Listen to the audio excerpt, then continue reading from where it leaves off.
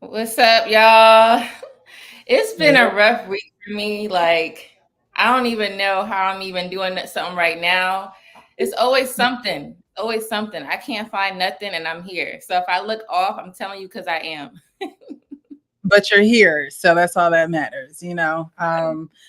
We're real people, so things happen, and as long as the folks keep rocking with us, we'll keep putting out content for them. But you're here, and that's all that matters, and we're gonna have a good show. Yes, we are. So I'm Lady Di. This is the Real Precious, and this is the Wednesday 7-ish. So because we always kind of like in the 7-ish time. It's kind of hard to pick a solid time due to at least my schedule. Um, with 4 kids and whatnot. So, but yeah. 7-ish, 7-ish. No, this is gonna be a good show. Actually, one of the viewers, World Class, I don't know if he's in the chat tonight, but he had mentioned um risk assessment, women in risk assessment, how we pretty much don't have any. So I thought that would be a great show. We did the men's show. We did a show about men, 2 weeks ago? And so I thought that this would be a good show to have, just to balance it out, and to actually speak to the woman, because although we advocate for Black men, we are in a position where we can speak to younger women, and we can speak to just women in general, because not a lot of women see the ratchet. I mean, you go on social media, all you see is twerking right now, Oh my and God.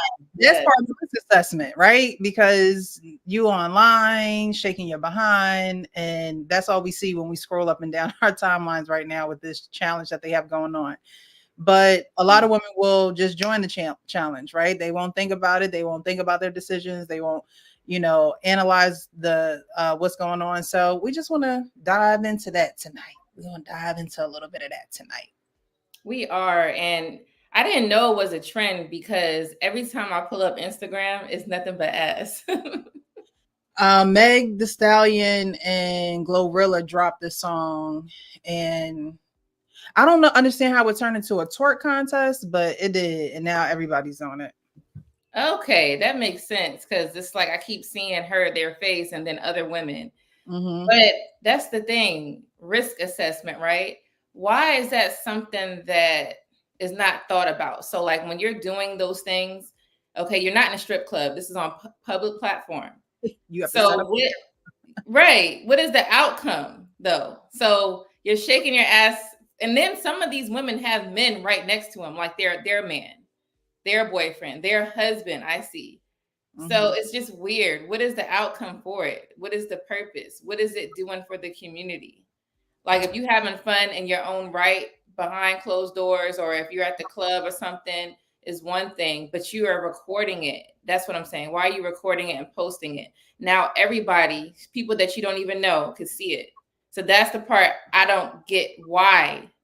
That's something that is not something that is thought about, right? So, Attention, attention, attention. That's all I could think about. It's just an attention seeking behavior. mm, Um, Monkey see, monkey do, because we that, know yeah. women will stream, they will go downstream with the dead fish with all the rest of them. So I Mhm. think I think it's honestly just an attention seeking, activity. Yeah, and they're like in their 30s. So I don't, what else you got to do in your 30s? You should be in your career or, doing something else more productive. Leave that for the 20-year-olds and not even, but at least that's something that you grow and you learn not to be, right? You grow and you learn. But then when I see older women doing it, it's not helping. No, Yeah. nope, it's not helping at all, and it's not really giving a good message to the younger women. I saw a post of mothers and daughters, no fathers in the pictures, but mothers and daughters, and they're dressed alike. And the mom got on a tube top with a short mini skirt, and the little girl that's no older than like 5 or 6 has on the same thing. Mm, So it's like, at what point are older women gonna get to the point where they have grown out of that, where they have put away the childish things? right. Yeah.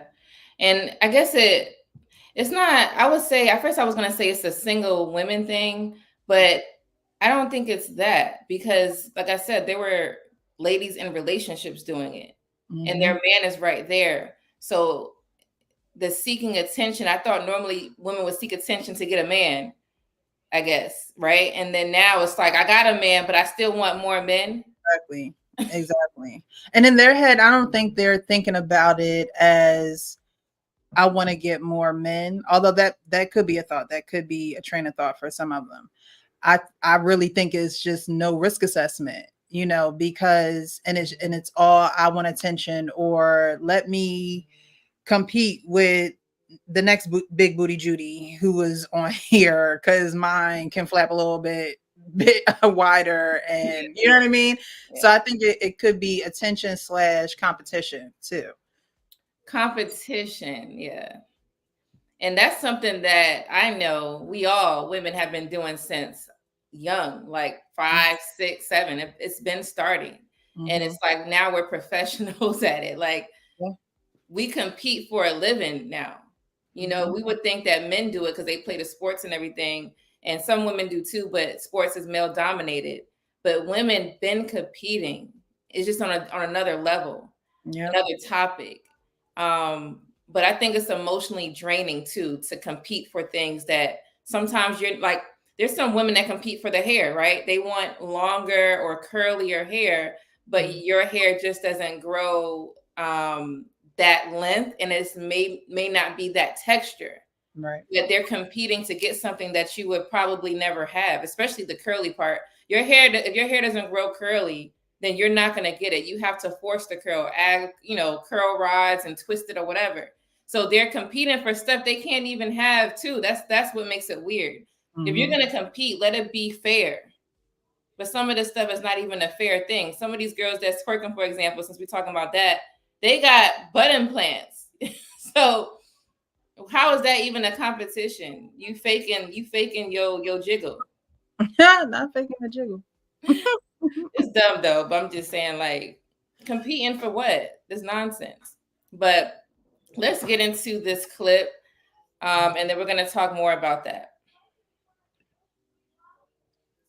All right. See, why does it do this to me? All right, hold on 1 second, you guys. It was fine right before the show. Yep.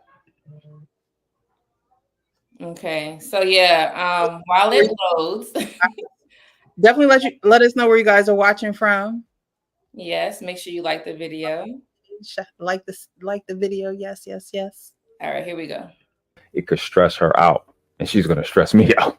You know what I'm saying? So, what is a man to do? I guess even I would like Hank to ask that too. What is a man to do in that situation where he's questioning the woman's risk assessment? Let's just, if we can just keep it to, I guess, finances. That I think that probably make it simpler. For him to, because I'm not literally talking about financial literacy, but I'm talking about the risk assessment of women and what can he do to help her? So right here, just wanted to break this down. Risk assessment is stop, think, and do. And the thing is, when it comes to us women, are we doing this to stop, right? Assess what's going on, think, evaluate it, and then fix the situation? Are we doing that in most scenarios in our whole life? Are we actually doing that? And that's what we want to talk about. I don't think majority of us are doing it. It's more like just acting on, what's being seen or what's going on, but you're not processing what's going on, evaluating and like, okay, what is the better outcome to either fix it or prevent it? Right. Because I don't like a lot of, especially now, I don't like a lot of issues. I don't like a lot of drama. So if I see drama, I go the other way. Right. If a person, let's say, for example, a person tries to bring drama, I cut them off. It's not even, I don't think I let you know. We done. So Benito. right. Like it's nothing else to talk about. But that's because that's what I don't like. But this is how you do the risk assessment. You have to, and it's with anything. It's not just relationships. It's with anything in life. Right. So yeah. Yeah, I definitely agree. And honestly, so do you have that again? Can you put that Yeah, back up? put it Uh, back up. because a lot of times things like that. So it says stop, think, and do, right? This illustration looks like something someone made. It looks like something that you would actually probably see in a classroom, maybe something you might see on a job training or leadership, meeting or conference. This looks like one of those type of slides to me. I've been in enough leadership meetings and Mhm. conferences and traveling for work where they put things like this up, right? So stop, assess the hazards and uh, risk present. So you're going to assess the hazards and the risks that are present. Think, evaluate the appropriate measures and eliminate or reduce the risks. Do, carry out the control measures.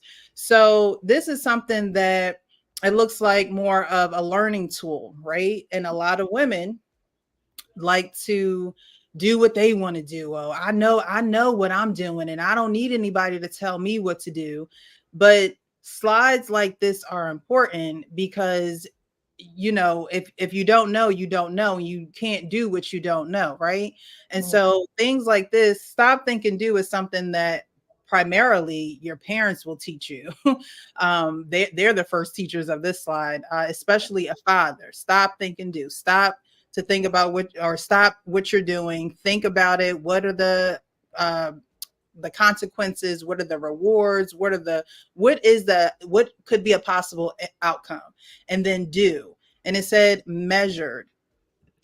Women don't like to measure nothing when it comes to decision making. Right. Just go all the way to this end. Whatever happens, happens. And I'm not going to do any risk assessment. And this is so necessary, like you said, not only in your relationships, but in everything that you do, because everything has a risk. Us going out and being in our cars and driving them is a risk, Yep. right? So, and if you look, it's a red, yellow, and green. Yes. Compare it to the stop sign. When it's you have to stop. And a lot of times you can carry this out too when you don't know what to do. Because a Mhm. lot of times when you don't know what to do, you should stop. I always talk about being still. That was something that my parents instilled in me. Just be still. Just, kind of think about what's going on. Don't just rush in there. Don't just shoot from the hip. Don't just make impulsive decisions. And so I think that illustration is perfect to show, because it really is a 1, 2, 3 step on risk assessment that women can take, that women can actually, screenshot that or whatever as a reminder. Like women act like, we can't be reminded of things. We can't, we can't go back and look at things. Exactly. So I think that is perfect, a perfect risk assessment diagram for women, anyone, but tonight we're speaking about women. Definitely a great, diagram and illustration of what risk assessment should look like. That's right. And, I wanted to, find something more simple. But before we get into that, let me say what's up to everyone in the chat. Hey, what's up, Christopher? How are you? We got Misery Loves Company. What's up? What's up? We got Blaze in the building. Peace and abundance. Precious Lady Di. Maz in the chat. Hope all is well this evening. Stopping through for a minute. We got YMC YBF. What's up? How are you doing?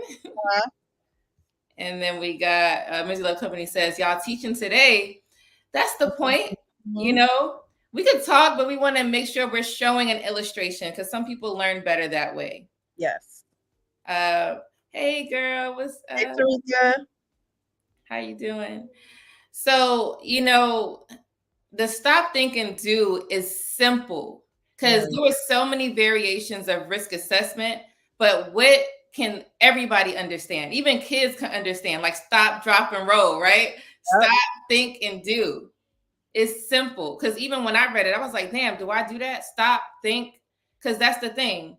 And I could just share a quick little story. It's not even that serious, the story, but it's something that I had to do that was important, right? So the other day, I was making a health appointment for one of my kids, but in order to do it, I had to take a picture of my insurance card, front and back, right? But for some reason, it would not let me take the picture. So in my mind, I was like, I guess he won't be going to his appointment because that's what I needed to verify everything, right? I guess he won't be going. Everything is online now, and if you don't follow the steps, it's kind of like they take it out. Yeah. So I was like, damn. So I tried like 5 times. So what I did was I stopped and I thought about it. I said, there got to be another way. And there was. So I took a picture on my camera and then uploaded it. And that was it. That was it. Yeah. That's a great example. Because that's another thing. We get frustrated thinking that it has to be done one way. We don't think about other ways. When I was younger, I was real quick, right? Quick. And whenever my mom would tell me to go look for something, I'd be like, it's not there. It's not there. It's not there. I don't know what you're talking about, Mom, but it's not there. Right. And she'd always say, if it was a snake, it would have bit you. Because it would be right in my face. But I was so busy with whatever other thoughts or trying to get to what I was doing before she asked me to get whatever she wanted me to get, that I was not really stopping, taking my time to look like she wanted me, and then, come and bring her whatever she needed.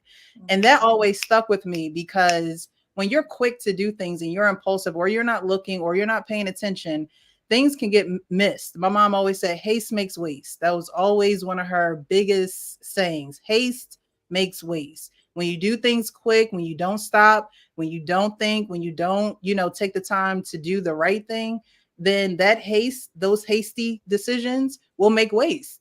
You won't have anything productive. You'll have something that's half done, or you just won't be productive at all. So I truly, truly like that. And I think that a lot of women, it should just be before I call my girlfriend, or before I call my aunt, or before I call my friends, that's gonna, be like, girl, leave him, or girl, do this or do that. How about you take the time as an individual, as an adult, to stop, think, and do? There we go. That was another good example. Sometimes we do learn from childhood, and some of us learn from experience and failure. Yes. There's so many stories I could tell you, but that was just one that was simple. I did save the day for my kid, and we went to our appointment later that evening, and it was over.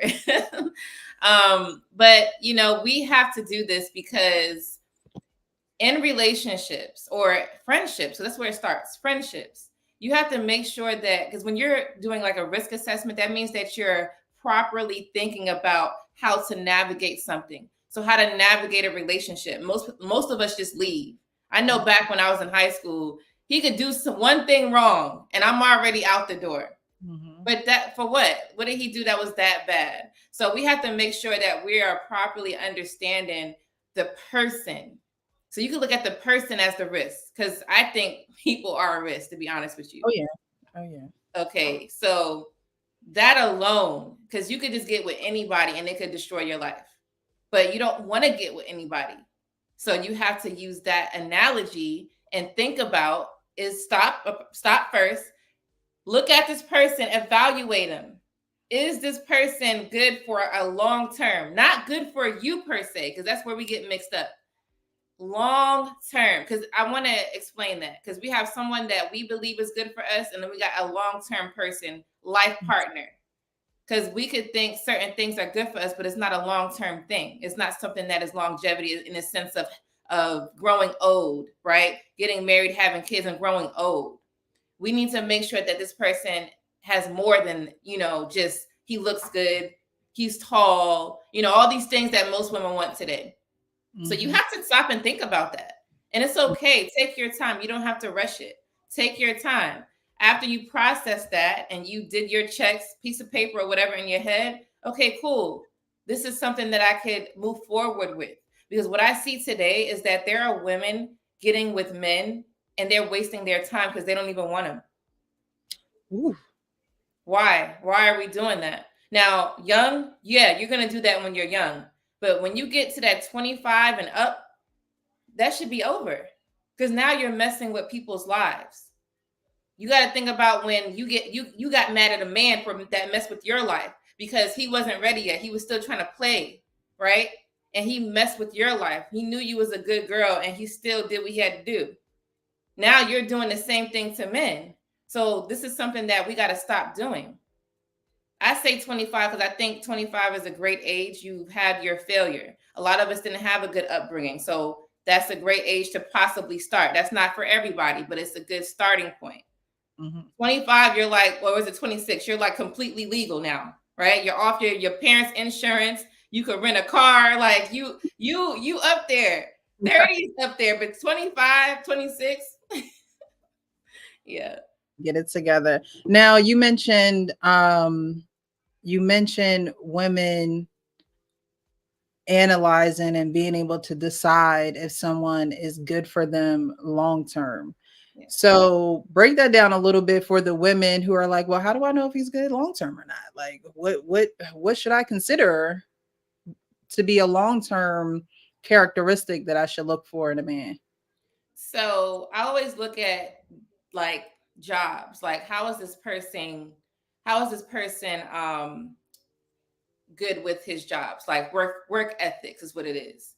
Work ethics show loyalty, right? It shows that you have a skill in something, you are able to execute that.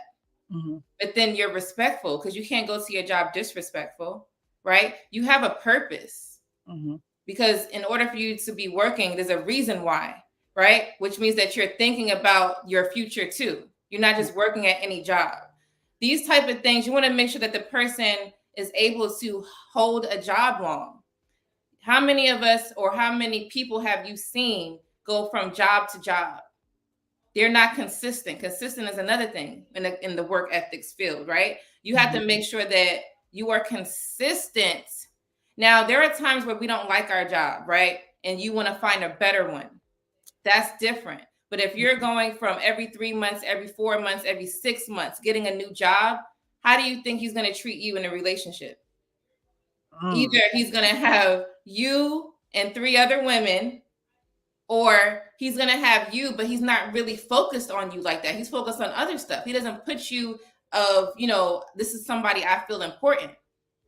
Consistency with anybody shows that they're taking what that is and they're looking at it as something important, something that they want to do, right? That's what makes it consistent, because they really want it. So if you are looking at him, ask him about his jobs. Well, how long have you worked there? Where do you work? Talk about it. It may be a boring ass conversation, but it's needed. When you are on a date, you need to know these things. So I like to look at consistency, because that's what makes a relationship long term. They are consistent with you.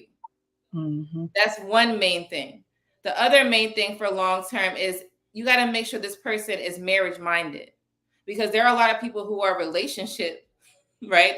They want a relationship, but they are very scared to commit. So you have to ask them about their past relationships. If you get with a person and they be like, oh, I've never had a relationship, and they're, like 25, 30, you got to ask them why. Because if they say, oh, I was scared, then they're going to be scared to commit to you. Then you're going to be in a 7-year relationship and then a 7-year engagement. So you got to look at all. It gets deeper. I'm going to stop at those 2. Because it gets a lot deeper, but these are the type of things that you need to look for in a man. And you don't have to interrogate them. You could just have a simple conversation and space it out. Yeah. And like you said, you don't have to interrogate them. You can see how a man naturally moves. I always say that you have to study a man and see how he naturally moves. Family is another one. What is his relationship like with his family? Does he talk highly of his family, or does he not really give a damn about his family? That's a big one. And how he, speaks about others, because you can tell someone's level of integrity by the way that they do their day-to-day, things. And if they can't hold a positive conversation about something, then that tells you about their disposition about a lot of things. You could tell when somebody is pessimistic versus optimistic. So that's a huge one too. because you don't want someone that's going to be negative all the time or find the worst in every situation, or that's huge, because you would think, oh well, I can be the sun ray and the sunshine of your life, and it's like, no, they're going to pull you down with that gray cloud. So that's another one to really look out for, because people won't show you those things, or they won't answer that question directly to you. That's something that you have to indirectly see in this person. And take your notes, child. Take your notes. Take the notes. You got to. And keep it in your mind for next time. You do. And like another thing is too, you want to make sure that this person is caring. Now that sounds very basic, like, oh yeah, you gotta be caring. Very juvenile, but it's huge. But this is what I mean, though. I'm gonna take it a step further. He's not just caring to you, right? Because women like, oh, he does everything for me. Okay, but what does he do for others? If you can't find a man that does things for others, you don't need to be with him. That's not the one. Yep. Because what's gonna happen? Let's say, and I'm gonna talk about the worst case scenario. Let's say you guys split up. You left him, he whatever. You think he's gonna be nice to you at the end of it? No. You think he's gonna be nice to you a year later when y'all not together? Remember, he wasn't caring to others outside of his relationship. He was only caring to the person he was with. So when you get out of the relationship with him, he's gonna look at you like a piece of dirt. Yep. You got to get someone that cares about everybody. Like when y'all walk outside, if a lady drops her purse or drops something, like she needs help, you want your man to be able to help her. That sounds crazy. Some women like, oh, nah, I don't want him touching no other women or whatever. No. You want him to go over there and help this lady. She dropped her grocery bags. And I could talk about old, elder or a man. Right. I want to talk about right. Another lady, because that's what get under someone's skin. You want him to go over there and help her pick up her bags. Nice, generous. Here you go, right? Without you being jealous. That's longevity. That's where the relationship is going to last long, because it's not always about you all the time. It's about everybody else, which means that he is a caring person. He has a caring heart. He's not going to leave you for dead. He's going to treat you with the utmost respect, and your kids. This is the type of person that you're looking for. It's not about jealousy because he with you. He just helping somebody. Right. That's that risk assessment, child. They not stopping, thinking, and then doing. They just don't help her. Don't do this for her. Why you say that to her? I always tell my friend that there's a verse in the Bible that says you don't want to be with a tightwad. And a lot of people will, think, oh, well, you just talking about the money. And I think it's more than just money. Is he generous and caring, like you said, with other people? How do you speak about other people? It's funny. I always say people don't realize how they tell on themselves. But if you're with a man and the way that he speaks about other people that he needs or doesn't need is in a negative way, then this person isn't generous in how he cares for other people. He's a tightwad. If this person, like you said, does not help someone when they see that they have fallen, or that a bag of groceries have fallen, or they have dropped a pin or whatever, he's a tightwad. He's selfish. Right. Tightwad literally means someone who is selfish and only thinks about themselves. So, like I said, it's not about the amount of money or if he splurges on you. No, you want to see what he generously gives, because I always say you can't tell a man how to spend his money, but is he caring to others? Is he kind to others? Does he pour out love for other people? Right. And, doesn't necessarily, or doesn't require anything in return. That's it. That was the cherry on top. I think I missed that part. You want to make sure that he's not just helping, like, okay, a man can help a lady with her groceries because he want her number. Right? You don't know. But that's what he's doing. No, he don't want nothing from her. He was just there to be her support at the moment because she was someone that needed help. Just like if you were on the side of the road right? You want if you don't have your stuff in order, you want somebody to stop and help you. Imagine if everybody just kept driving past and you really needed someone. That's a common thing of 2024. I always say good help is hard to find because folks don't care no more. They truly do not care anymore. Yeah, that's another thing. What's up, Darnell? Hey, Darnell. Okay, yep. Misery Loves Company says patience is key. Blaze says this doesn't apply to everyone, but there's many who stare at a few trees but choose to not step back and see the entire forest. Longevity isn't seen as a viable option, and it's a shame. That's weird, though. Everything you should want is longevity, and if you don't, then you're just a quick and you just want like fast money type. You need something that's going to stretch you. Blaze said the 7-year engagement is wild. It is, but it's happening. Yep. What's up, Kasim? How you doing? Great insight and great advice. Thanks for stopping by. And we have Simon. How are you? Kasim said you should look for a man's confidence, productivity, and generosity. I agree. That is very true. Like, especially the confidence. Confidence is more than what we may think. It's not just how he look and if he could walk down the street without looking down. That is what you want. But you also want confidence because it's going to help him have, let's say, when it comes to working. Imagine you not being confident working. That means that you're either going to get fired or you're going to quit. Mm-hmm. How are you going to live? So confidence is more than just looks. It's how you carry yourself throughout life.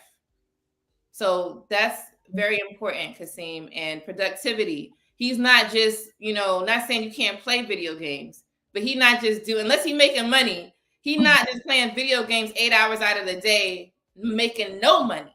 Right. Right? Because you got some guys that would play the video game and they have not made a dime. Or if they made money, they came from work, right? And they wasting their time because you making money. How about you go invest it? Unless you have a lot of income coming in the house, that's one thing. But there are some people who don't have that much income coming in. Mm-hmm. And what they do, they come home and they sit on the couch. Yeah. You got to be productive in many ways. That's just the aspect that I thought of. And generosity. Yes, you wanted someone that's generous, doing things without it being asked for. So thank you for that.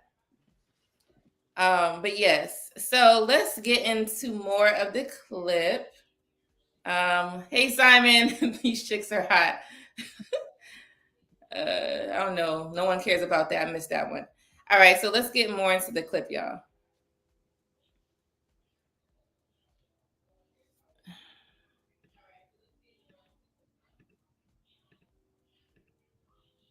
Okay, so hold on, y'all. This is what I'm saying. This is what I'm saying. When it's just, look, when I have my Saturday shows with James, I tell James to talk. It'll come back up. But I did see Blaze. He says kindness is effortless, doesn't cost a damn penny. If it was in reverse, and if you live long enough, that will be the case one day. Wouldn't you want someone to show you kindness? Whew, man, people are so on the fence nowadays that kindness is not the first thing that they go to. And it's sad. It's sad because honestly, a lot of people have issues that they project out, but they don't tell you exactly what their issues are. So someone being snappy and smart and, that's something that's deeper within. That's why I don't take offense to a lot of things people say, a lot of things that people do, because that's a you problem. Right. But I'm going to be kind. I'm going to be nice to you because you may not have no one that's like that to you all day. And it could be just something that you just need. That's true. That's true. All right, so I got the clip up. Recognize that people's version of God can be completely different from someone else's, right? Yeah, I realize that. People have died in the name of their religion, right? Yep. Okay. Okay, great. I'm just trying to pick up the pieces where you think because your presence is there, that means that she changed her whole belief system for you. If it's my wife, yes. And it's Sounds our like children, they're going to believe in what I teach them. you're saying if this is my wife, like almost like a property thing, like a territory thing. Yes, that's why she got my last name. She's my wife. She's a Okay, so property she's your thing. property. Got it. Yeah. So that would explain why your line of thought process is kind of dehumanizing her and not recognizing the fact that it's not excuse me, I'm dehumanizing. actually not done, sir. Please hold your horses. Thank you. I cannot stand when men like try to like throw their weight around, like women don't have feelings, like we don't have our own belief systems, like we don't have our own identity. Like it's like that the way that you are talking is the reason why so your belief system come from a man. me, the way that you're talking is the reason why so many women get in these relationships and lose their whole identity.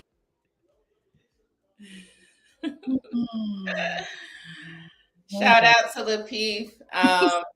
That was Darwin McPherson, right?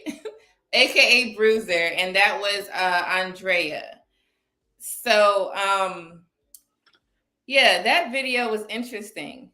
I wanted to speak about this video because Bruiser was absolutely right. You know, when you decide to marry your man, then his belief system is a belief system that you naturally are going to follow. I wanted to talk about it because a lot of men and women, but women, they go into a marriage thinking they can do the same exact, like their life is not going to change from when they were single, right? And we're talking about risk assessment here. So I'm a Christian. So my risk assessment isn't going to be, oh, well, let me go mingle with all these non-Christians. It's going to be, okay, if someone is interested in me, we're going to have the conversation of what you believe in. I personally wouldn't enter a union with someone who was Muslim or was of another religion because I know that I wouldn't want to take that religion on. But there are women who will not have this conversation and then get into the relationship and say, oh, well, I can't handle this, or I don't want to be this religion, or I want to do something else. And the risk assessment is stop and really ask yourself if this is something that you could see yourself doing for the rest of y'all life. Mm-hmm. Because a lot of times, you do have people in relationships who may be Christian, Muslim, or mixed faith, and they're okay with that. They're okay with that. I personally am not okay with that. But as far as the clip is concerned, I think that if you feel very strongly in your faith, you can't tell a man who is married and the woman has agreed to be with this man that he is dehumanizing her because she has agreed to this.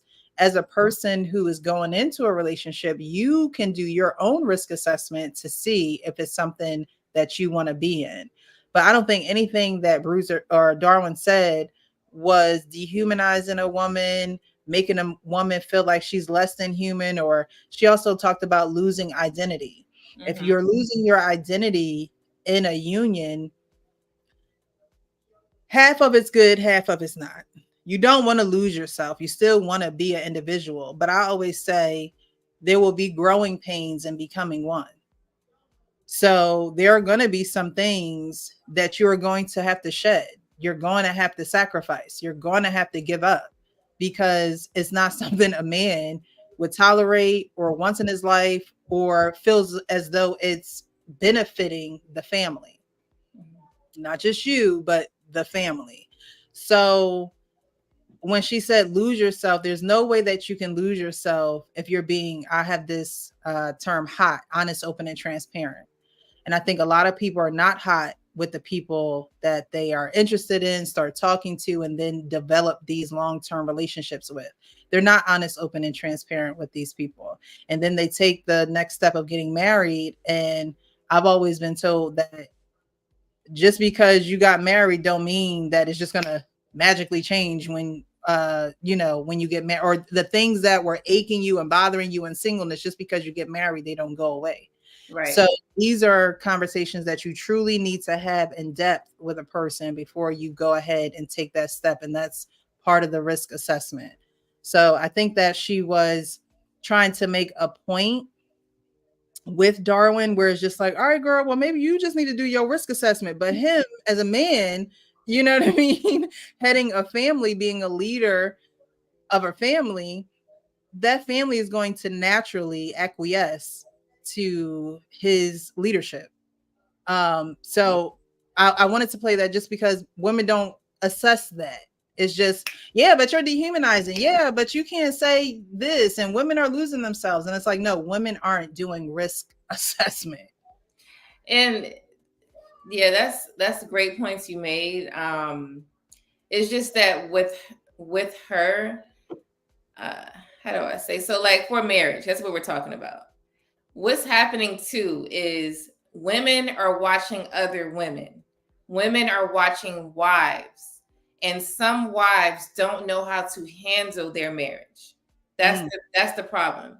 And when a lady doesn't know how to handle being a wife, it looks negative, and it looks like she's losing her identity. This is how it looks, and she could be, because she is, like you said, the risk assessment wasn't even there. She did not properly plan out her life, because when you get married, everything changes. Everything. Like anything you could think of about your life, even your name, right? That's dramatic. But everything with it is gone. Not in a bad way. It could be bad depending on how you do it. But there are women who are depressed, and it's because they lost themselves in the marriage. What they were supposed to do was to find themselves in the marriage. You are a new person. You are a wife now. You have someone's last name. And they didn't do that. They wanted to be the same person they was, right, when they were single into the marriage. And they're not communicating, just like they weren't communicating before they got married, having the failed relationships, right?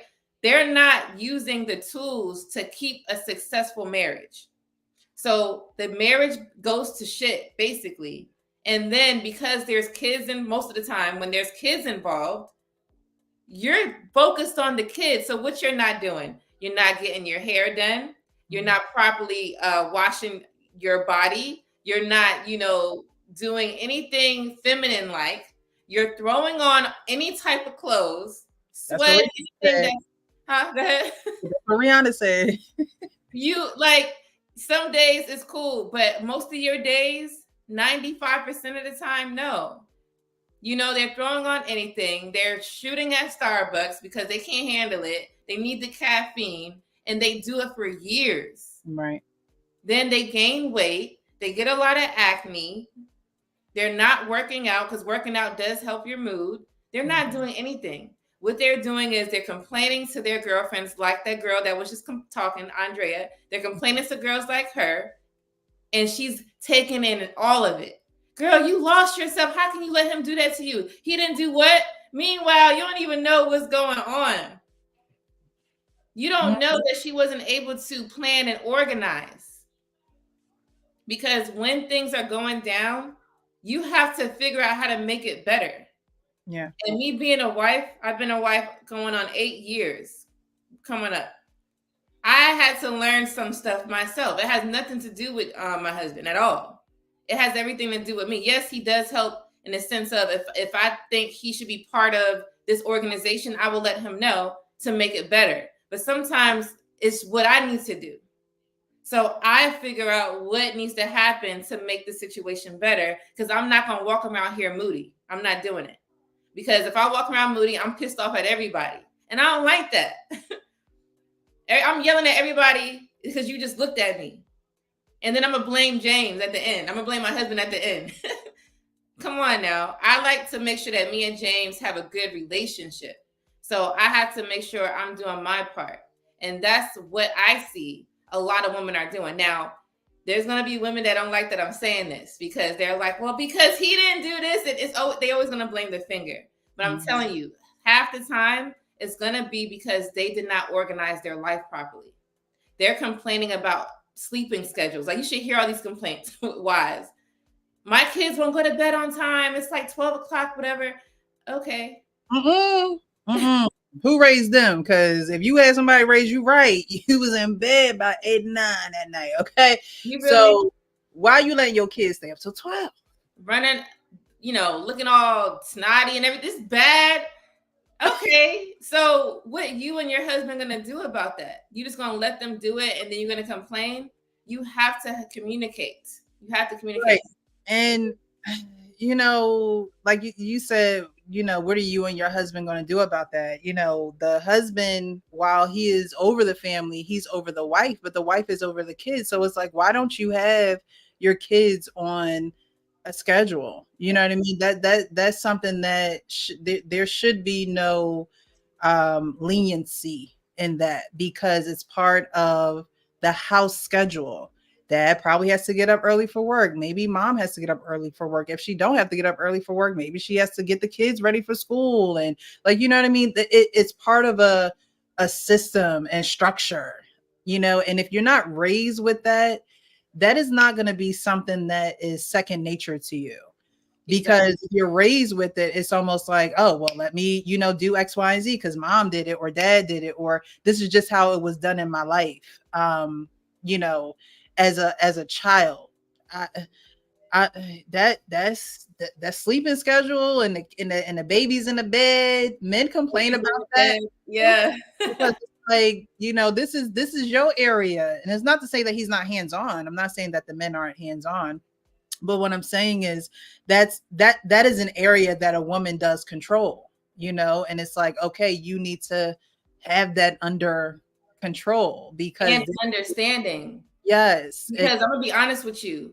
Most of the time the men are not handling that, meaning like they're not in control of it. Right. They're not. Okay, so husband, wife, right? Both of them working. Let's just say what it is today. Most people are working in the house. Mm-hmm. But what I'm saying is we women, right? We have that nurturing aspect of how to teach and raise our kids. Yeah. Husbands and men, they're not all like that. So we still have to consider gender here. And this is what I don't think wives are doing. They're not considering that my husband is a man. Yes, he is a father, but he is still a man. You are a wife, but you are still a lady. Mm-hmm. You still have things that your husband is not, majority of people are not going to have. And I don't think they consider that. They look at this man and be like, he's supposed to do all of this stuff with me. No, he is not. Unless he is that type where he like giving baths. And he's like, bubbles and, doing the duck dance. Like, come on now. Honestly, I'm going to be real with you. Most men ain't doing that. Nope. They look, ESPN remote in here.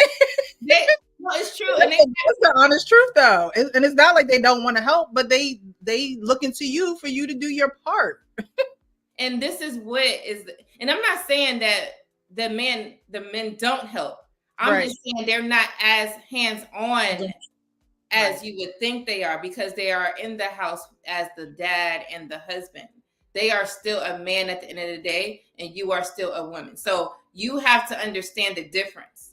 You have to, what I'm saying is, this is what a lot of wives are not doing. You have to want to give your child a bath. Yes. Because their ass is dirty and they need to wash up all the germs from daycare, school, and everything. You have to want to do that. You shouldn't want to do it because you want help. Not saying he can't help, but you shouldn't be always thinking that he's going to help you every day. Like, that shouldn't be something that you think you're splitting unless he is like offering it. You are still that nurturing aspect, because at the end of the day, he's not going to do it like you're going to do it. He's going to wash them, but he might not slather the lotion on them properly. Like, you know what I'm saying? We're going to look at all the details. Okay. We are particular like that. They're going to do it, but it might not be exactly how it should be done. Mm-hmm. Then you're going to get mad at that. Why you didn't do this? Why? It's always going to be something that you're going to be pissed off at. And that goes for the women who are like, oh, well, you know, I'm married, but I'm a single mom. And it's like, no, you just didn't really put any thought into what your role would be when you got into the relationship. Because if you're a mother, be a mother. Be a mother. Thank you. Be a fucking mom. Right. You know what dads do? And this is what I'm trying to get at. You get what I'm saying, Precious. Like, dads are the ones who are doing like that adventurous, risky stuff. I'm not doing that with them. Right. Okay. And that's what dads are for. They're there to be that strict discipline, because we're going to say yes, they're going to say no. We're going to hug them, they're going to throw them. Like, I was going to say, the dad's the ones throwing them in the pool while you are at home making the lunch, and you don't know that they almost drowned. You feel me? No, they good. They good. They went in. But you gotta let it flow like that. Like, don't be mad at it. This is just what it is. And guess what? Those kids need it. Because if it was just you can't do what those men are doing. Yeah. So we have to understand what it is supposed to be. You are supposed to be the delicate, nurturing one. He is supposed to be the adventurous and the risky one. And both of those together it can help make a productive child. Now, all of this doesn't happen in most households. But if you have the household, appreciate the household. They don't appreciate how it is and how it is supposed to be. And this is why these women are complaining, because they don't understand. And people like, in the video that we played earlier, Andrea, she's listening to other women complain, and she has no idea at all. And then they blame they're losing themselves. No, they are not. Now, for me, I would say that I never lost myself at all. What I had to do, I had to reevaluate some things, because there are some things that I couldn't do coming in to this relationship into marriage. I put aside because I wanted to, and I found new things to do. But I wouldn't say that's losing myself. I just can't do certain, like, imagine if, I'm going to talk about the extreme. Imagine if you was a stripper and you got married. I'm just being real. Do you think you got to go to the strip club and still pop it and drop it? Would that be something smart? No. No, but he shouldn't be marrying her, because eventually she probably going to want to go back. As soon as he tell her no, I'm going to go back to this club and shake my ass because you ain't doing what I need to do. Don't get with her, y'all. Don't get with her. I just want to. Don't get with Candy. Don't do it. Candy with a K. Don't get with her. But I wanted to talk about the extreme. Like, certain things you just can't transfer over. Right. It don't have to be as negative as that. It's just certain stuff just doesn't go together. Yeah. Okay. You might have to do it later. But what you do is you find new things and you focus on your kids. You focus on your husband. But something could be, and I'm gonna put this out here because women do it, and y'all know y'all do it. So don't even try to act like y'all don't do it. One thing could be going to Starbucks or Dunkin' Donuts every single morning. A man would be like, go and get a coffee maker. Go and get, because I would even say that we're not spending $5 on a coffee drink every morning. Like, that could be one of the things that you would have to stop doing. Mm-hmm. Like, you know what I mean? That would be something where it's just like, it's unnecessary. Get True. What you need. We could do this at home. I can make the drink for you in the morning if you like, but don't waste money if you don't have to. So that's like one of those things that I know there are some people, they cannot go a day, go a morning without going to Dunkin' Donuts. They will be late to work, child. They will be late to wherever they're going because they got to go to Dunkin' Donuts and Starbucks in the morning. True. It's like, no, you need a coffee maker, and you probably need to set maybe the timer on that coffee maker. Right. Do it the night before. But that's how you organize and risk assess as well, because there are women who will be like, oh no, you can't tell me I can't get my drink in the morning. And it's like, it's not just your money now, it's our money. Like, you know what I mean? They think it's their money. They think it's his and hers. Exactly. So that's one thing where it's just like, cut down on it before you get with the man, so you don't have these expectations or these false expectations when you get into the relationship. Now, some men might not have an issue with it, but I'm just saying, just a little thing that might affect, you know, something that a woman does that she may not be able to do anymore when she gets into a marriage. That's true. Those $5 every morning add up. It's like it's kind of like the take a gas in the car after you done did all that. That's yeah, for the week, right? It's kind of like getting addicted to buying something. So like buying Dunkin' Donuts coffee or a donut is different from making it at home. But you just have to get past that. Try to make it as good as you can. Find things to make it nice so you won't be like, dang, I'm still craving Dunkin' Donuts. You got to figure it out. But trust me, I'm guilty for doing that. Well, not now, but I used to do some of that sometimes. I just like buying stuff out. I'm a foodie, so I like to buy food. Right. I like to eat food. I don't mind going to a restaurant. I could go every day. I promise you, it doesn't bother me. But right. I can't do that. It's just not smart. Right. So I understand exactly what you're saying. But yeah, we got to do better with risk assessment. It would save your life. And when it comes to marriages, it would save your marriage. You have to just be a wife, be a lady, and accept what you are. Stop expecting everything from the man. You want him to do all of this hardcore stuff. Then you want him to come back and be nurturing like all the time. I'm not saying he can't be. Sometimes, but like all the time, now he's double working because you're not going to do nothing masculine. So it's kind of like, why you want him to do all of this and you're not going to replace what he's doing? That don't make sense. So we just have to, it's a lot to it. And when I hear these conversations, I'm like, if they only knew, like, they don't understand. Like I said, I'm married and I talk to wives. You should hear half of the complaints. And then I have wives that don't complain. They're more like, you know, thinking like on my level. Even you're not married, but you have some of those like qualities of thinking about what's going on, processing it, you know? The only reason I think this way is because I was raised this way.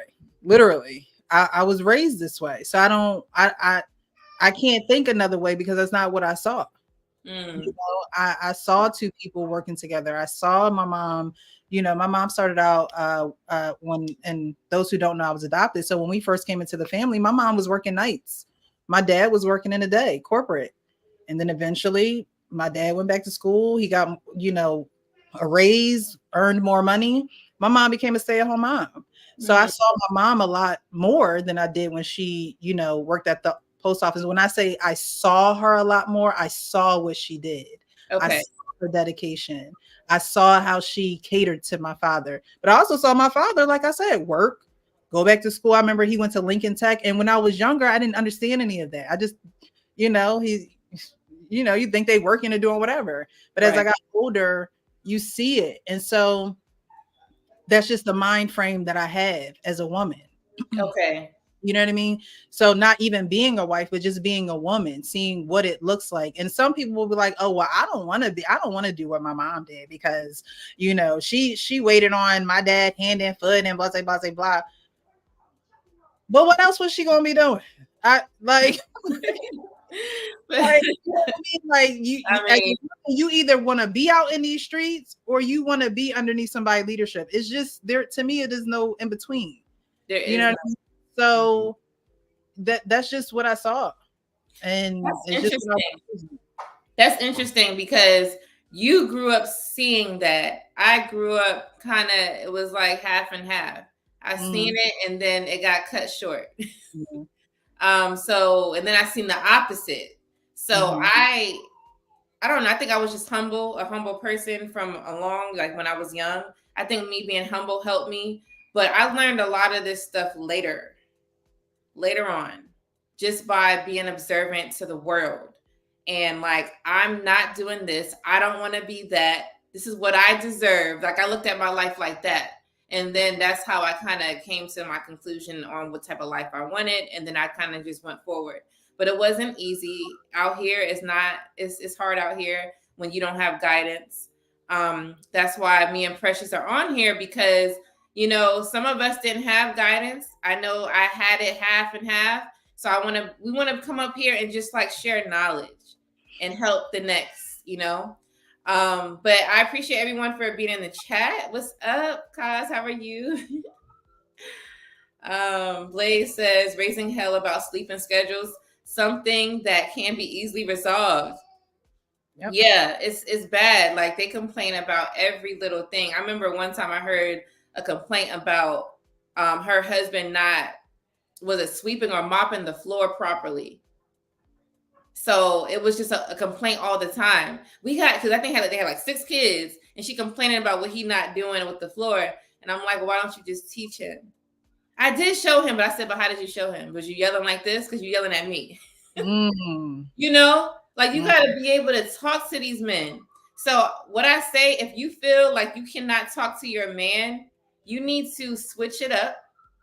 Make it fun and sexy, because this is what we don't do. If you talk to him like you his mother, he's going to think like, oh, this is a chore, and he's going to go right back to his childhood. We are not his mother. We are his girl, his wife, whatever you are to him. So you got to give him something that his mother can't give, which is that sexual touch. Okay. You hear me? Got to do it. So it sounds silly. It sounds extra, but sometimes this is what it takes to start making a change. Right. Put on your heels, put on what he like, and sweep the floor and be like, hey, this is how you do it. This is how it needs to be done. Do stuff together. Make it fun. Now, after a while, you don't got to do it like that all the time. Or maybe you do. Maybe he's like, let's sweep. You want to mop? Well, you gotta make it fun. You better put on that maid outfit. Do what you gotta do. Do what you gotta do. That's where the femininity kicks in the most. Yes. When you have that frustration and it's like, okay, how do I get through to him? And you have to know what motivates a man too, and especially your man, the person that you're with. What motivates him? What demotivates him? Because most men will say, like you said, Lady Dot, don't talk to me like I'm a child. You're not my mom, and that is a huge demotivator for men, because they are men. So, a lot of women don't like to stroke a man's ego, right? They're like, oh, I'm not doing that. Why should I have to do that? Why not? He's a man, and you have to know what motivates him. And part of doing that is stroking his ego, so you know what motivates him. Mm-hmm. Yeah, it's true. And it's weird. Like you said, why don't you want to do that? Like, that's your man. So get to it. Chop, you got work to do. Like, this is a work in progress. You have to, if you want something, you need to go and get it. I'm one of those. I'm not going to just be waiting. I'm going to ask a lot of questions. I'm going to go seek information, and I'm going to get it done. I don't stop until I get what I want. That's just my personality. If it takes me a year, then we're going to be here for a year. Yeah. But you cannot be insulting. You cannot be belittling, because a lot of women do that belittling thing. You cannot be extra emotional, and that looks like you're being very hype, like you're very tense when you talk. Mm-hmm. Just talk regular, like you would do at a job. Like, you won't be yelling and twisting your neck at your boss. I'm telling you, you're not, because you're going to get fired. Mm-hmm. That's just how it's going to go. So I use the boss thing because it's just, I'm trying to show you respect, what respect look like. Because it seems like some women don't know how to respect men. They think, oh, he doesn't understand me, disrespect him. I'm like, no. That's like go to, but we're gonna talk about that too in the one video that we have. Oh, right, that's right. I'm jumping, about the topic tonight, because one extreme to the other. Exactly. We got Quincy. Hey, what's up? Hey, Q.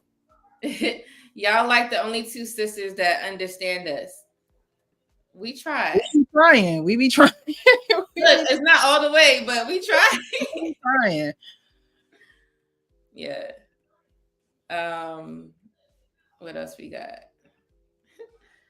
Die cussing is wild. And I'm not gonna stop. I don't really care. I mean, it's not ladylike, right? Look, Precious, you don't curse. You don't curse. No, I try not to. There are times where I do, but I try not to. That's good. Yeah, it's just yeah. But sometimes I do. Sometimes I do.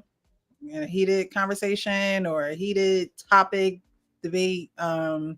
Y'all haven't seen it, but it'll come out. You say y'all haven't seen it.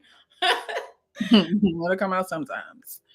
Yeah, you know, I curse because it doesn't matter. I have a lot of kids, and sometimes they like get to my head, and I'm like, you know. But like I said, it doesn't matter to me personally. I try not to do it as much though. I don't drink coffee, so I'm good. I don't drink coffee either, honestly. Hey, what's up? How are you? Minalik.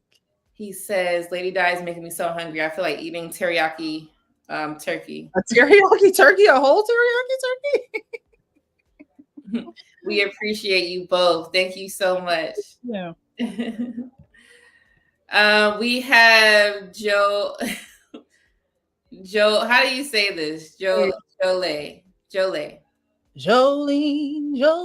no, I'm just kidding. Jolene, I guess. Jolene. Hi, thanks for being here. It says I appreciate y'all. I only listen to about 5 women, and you guys are 2 of them. Okay. I made the number. Amen. Thank you. On your hand. Marcus Evans, what's up? I did not say hi, but I did see you and I acknowledge you. I appreciate you for always stopping by and showing support. Marcus says we like our ego strokes here and there. Yeah.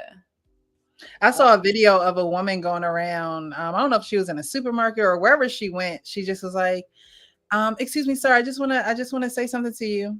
You are too handsome to not be smiling. And every man, when you just saw the frown flip upside down, it was just an instant. I was like, oh, she done gave the 1-2 on how to shoot your shot, because it didn't take much to just smile, just cheese. Smile. You saw all their teeth. Okay. So, but men don't get that. You see, men going up to women like, oh, you're very beautiful, you're pretty. But you don't see a lot of women saying, oh, you're so handsome, you should smile. And then boom, right on the spot. He don't need right quick. Can you smile? You're so beautiful. What you want me to smile for? Why I gotta smile? I feel like you're forcing me to do something. It's just that's a good point. Why is it like that? It's just so weird. We gotta stop being so, I don't know if it's guarded or what. Like, chill out, relax. What's up, Trey? Hey, Trey. You coming to stir up some mess in here? You're funny, yo, Trey. You're very funny. How you think about women is hilarious. He's a character. Yes, potty mouth. I'm not that bad. Trey says Precious is an Eagles fan. Of course, she cusses. And you got that right. I am an Eagles fan. Okay. Woo, football season. Can't wait for it to come back around. They starting already. Oh, you like football? Oh yeah. Oh. My brother played football all through high school. He played in college, got a scholarship to play at Monmouth University, and I was in a marching band. So all the games, I was there playing at halftime. But I love watching football. That's good, because I don't. And see, I would be the one that would be making, all the snacks for everybody and the wings and the dip and stuff. Right. Yeah. I'll be right watching the game too. At the same time. That's funny, because I used to dance for the band, and I watched it sometimes, but I barely was watching it. It was just in front of me, and I was looking this way. I would say maybe my freshman and sophomore year, I was like in La La Land. Like I didn't know what was going on. Right. But then I started getting into it, especially because my brother, he was a running back. So it was always, they was always saying his name. And I'm like, all right, well, maybe I should learn this game. Yeah. So I know what's going on. Yeah. And that makes sense. I learned it later. I didn't watch it because I didn't understand it. Mm-hmm. But when I started, like, when men explain it, I don't get what you're saying. But eventually, it came to me. But then I still was like, I'm interested, but not really. But I do, I don't want to say I don't like it. I do like it. It's just, I don't know if I could watch a full game. That's what it is. Really? Ooh, Yeah, girl, you gotta. Do James have a team? Does he have a team? He's a football fan. Like, he's a college football fan. Okay. So his team is Alabama. Okay, Alabama. Okay. Yeah, but it's like you gotta at least give it a whole game. A whole game. I gotta do it. Yeah. His team, make sure, because then he could let you know what's going on, and like, no, babe, we're not supposed to be cheering right now. They got the ball. Like, you know what I mean? Like, make sure you on it. You watching the plays. That's the thing. And the funny thing is, when he used to play play football, I decided to volunteer to be a downs marker for the team. Really? So I did that job, and I learned, right? I learned, but I still I can never watch a full game. How you doing? I was trying to like it. You see what I'm saying? I was like, let me get involved. All right, I'm gonna do this. I'm gonna do this job. I'm gonna do that. I'm gonna watch. I was trying. See, and the boys, do any of the boys play football at all? Not yet. One of them doesn't really want to, the older one, but the other ones are too young. But if they start playing, you're gonna be into it because you're gonna be that mom. Like, that's true. Don't sign. Yeah, you're gonna be running down the field with them. Watch, you're gonna get into it. As soon as your kids start playing, that's when you actually snap into, in that mode of, I need to know what's going on. That's true. You made a good point. But I'm trying to be like you eventually. I know James will love me even more with that. If I start loving it. See, I like it, but I don't love it. I can't watch a full game, but I watch some. But I'm trying to get to your level. You'll get there. That's funny. Yeah, I know. I'm trying. Kudos. Yeah. Alabama, yep. Coco Yoga, what's up? When my son started playing football, I like now and understand somewhat. Yeah. All right, y'all. Let's get back into the clip. Make sure you like the video. Oh wait, see, I gotta start over. Let me start over. He said football is my sacred time. No woman allowed. You don't what? Hey, some men are like that. I know when my dad watches football, my mom don't watch with him. She be watching her black and white movies. I can't believe my mom still be watching black and white movies. I be like, Mom, they make movies in color.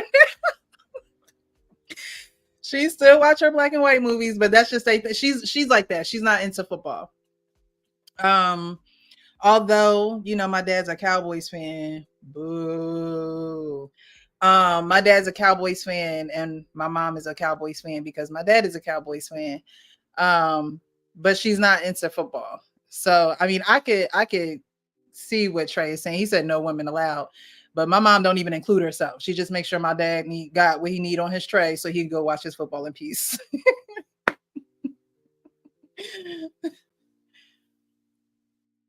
Oh, I think you're on mute, love. I'm sorry. I said, I guess it depends on the lady. Like some women, they're distracting you. Mm-hmm. Okay, so I used to distract James, but then I stopped because he was so serious. So then I would just sit there and just watch with him. And then I'm quiet, but then he's yelling, and then I'm quiet, and then he's yelling more. And I'm like, yeah. So I guess it depends, but he doesn't mind. It's funny. That's good, though. That's good. World class, we talking about you tonight. This your topic is about what you said about the risk assessment. That's what we're talking about today. So shout out to World Class. Make sure you guys subscribe to his channel. All right. Let's get into it. I had another baby in November by this crazy man. Yeah. A whole nother baby. Mm-hmm. Okay. That I decided not to keep. And do you know how hard that was? Yeah. For me to give away a whole human being. You was ready to have it. I told you it was going to be a boy. You know what I mean? You had him, you said on November, right? You told me that the baby died and died This is the thing about her. I did. She said the baby died with his umbilical cord wrapped around his neck. Oh, I was not that dramatic. Now you add. Don't play. Don't play. Because I ain't do that. I said the baby passed away and I didn't want to talk about it no more. That's what I said. And that was the end of it because I wasn't going to talk about it. Because you left me alone with Halo and then I turned around and got pregnant by you again. And I might hate you for the rest of my life, for real. Because you knew. You knew. Why would you tell him that the baby was dead, though? To be honest, I wanted him to be hurt. I wanted his feelings to be hurt. I just wanted him to feel something because I never feel like he feels anything. And I'm always the one just feeling some stuff, like feeling hurt, So feeling you want him lost. to feel what you're feeling? I did. And I apologized to him for that. And I know that's never going to be enough. You know, apology is not enough. I understand that. And I understand what I did was wrong. And it was very wrong. And I'm sorry. But I did. I wanted to punish him. I really want to encourage y'all to stop sleeping together. I really do. I really do. Because you two are both hurting and are grieving still, and there's so much going on. Maybe one last time. No more, no more, no more. Child. No risk assessment on her part. Talk about some maybe one last time. No risk assessment on her part. So I watched that whole show on Karamo. And so she had a baby with him, and there was no risk assessment because she said that he left her with the first child, but then she goes, I turn around and get crazy or get pregnant by this crazy man again. And it's like, who is the crazy one? Who exactly is the crazy one? And so what she did was she lied to him, told him that, the baby was dead. And she actually gave the baby up for adoption. So Wait. I'm sorry. Hold on. I just heard the last part you said about, I heard that she said the baby was dead. yes. But then you said she gave the baby up for adoption? Yes, she gave the baby up for adoption. So she doesn't see the baby at all? Like, nope. That's why he was crying even more, because I'm like, okay, the baby's not dead and he's still crying, but oh my gosh. Mm-hmm. So yeah, the baby was never dead. So she lied to him. And like she said, she wanted him to feel the hurt. And that's the problem with a lot of women. Instead of being accountable and stopping the craziness that you are causing, instead of doing risk assessment and stopping, thinking, and then doing, you are just doing.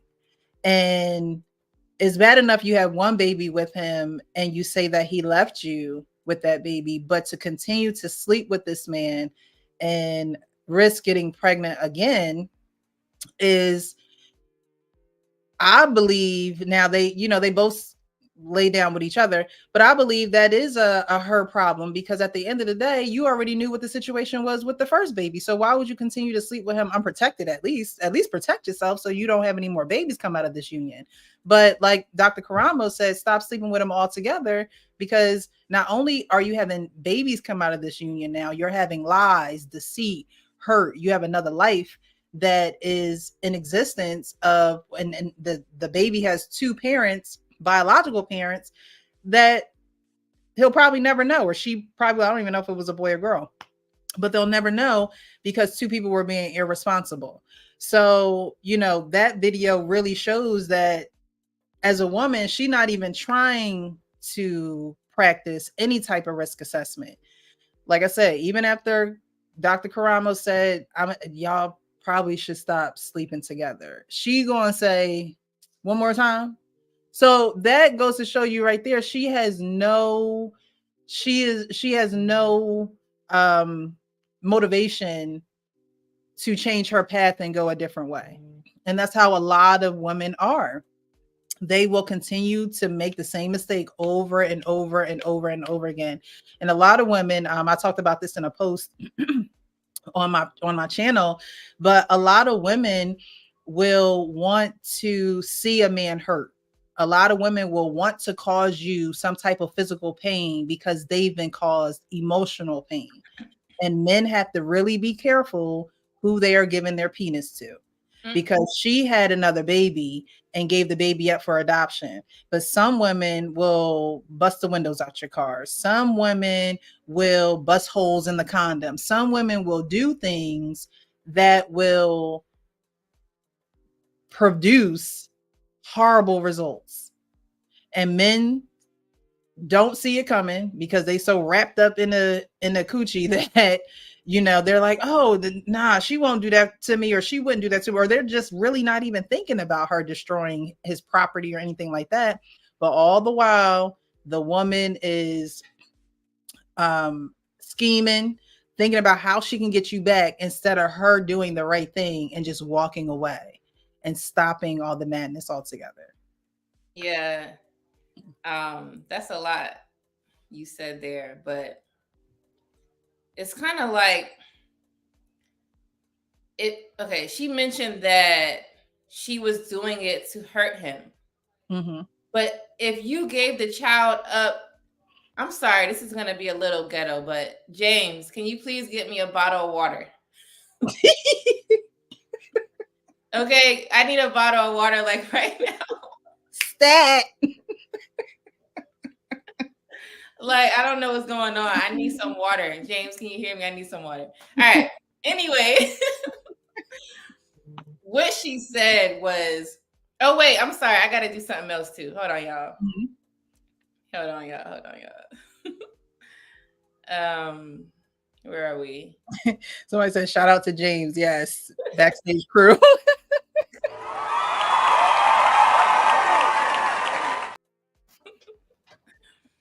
Thank you so much, Just Dario. Wow, this was very generous.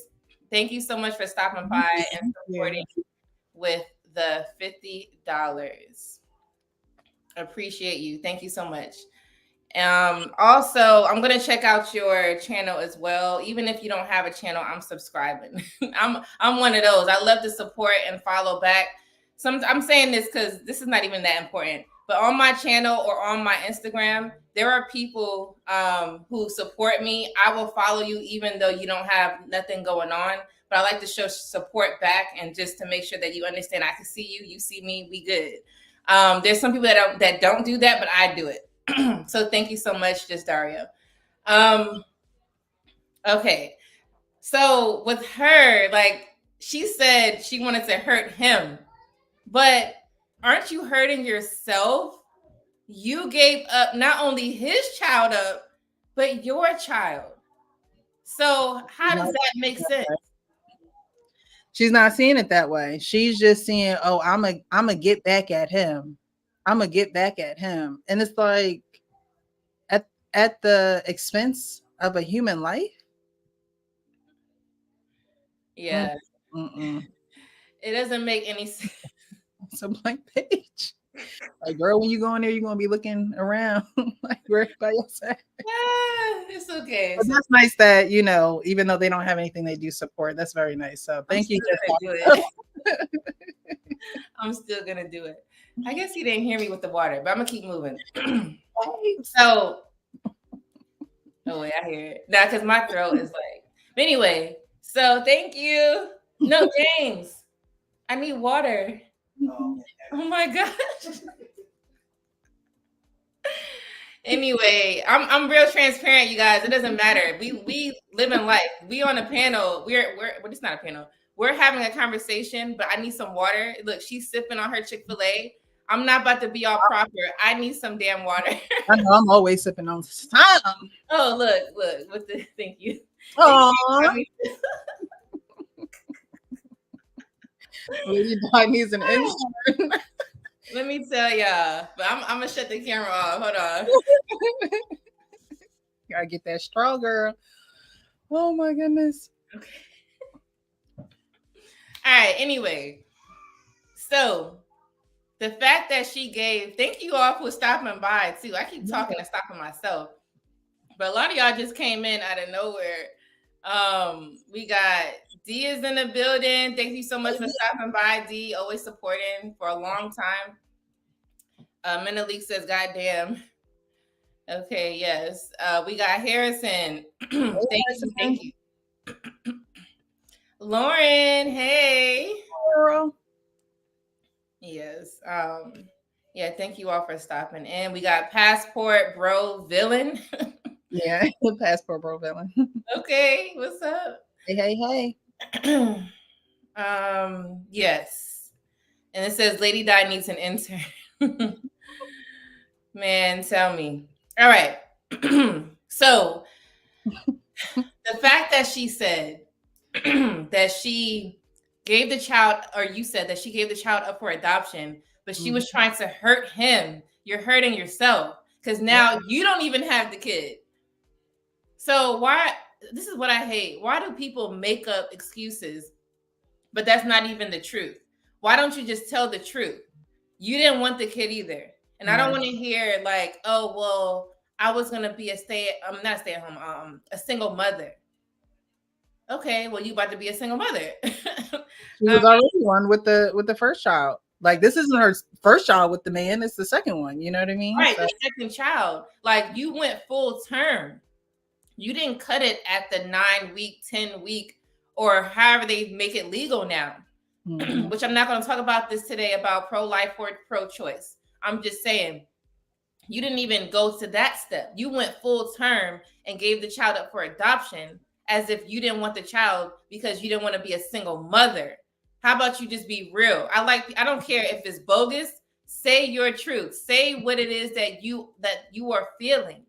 This is how people are going to understand you and everything else around it. We want to know what you are thinking, you are feeling. I love when, even like I said, even if it's crazy, I love people that tell the truth. Right. Because if we start talking about lies, now you're wasting my time. You're wasting everybody's time. She sounded even worse, saying that she wanted to make him hurt. That to me, that's even worse. You know? Yeah, that she wanted to hurt him because, well, I think, did she say that she wanted to hurt him because she was hurt? Right? He said that. So we got to get away from revenge. Yeah.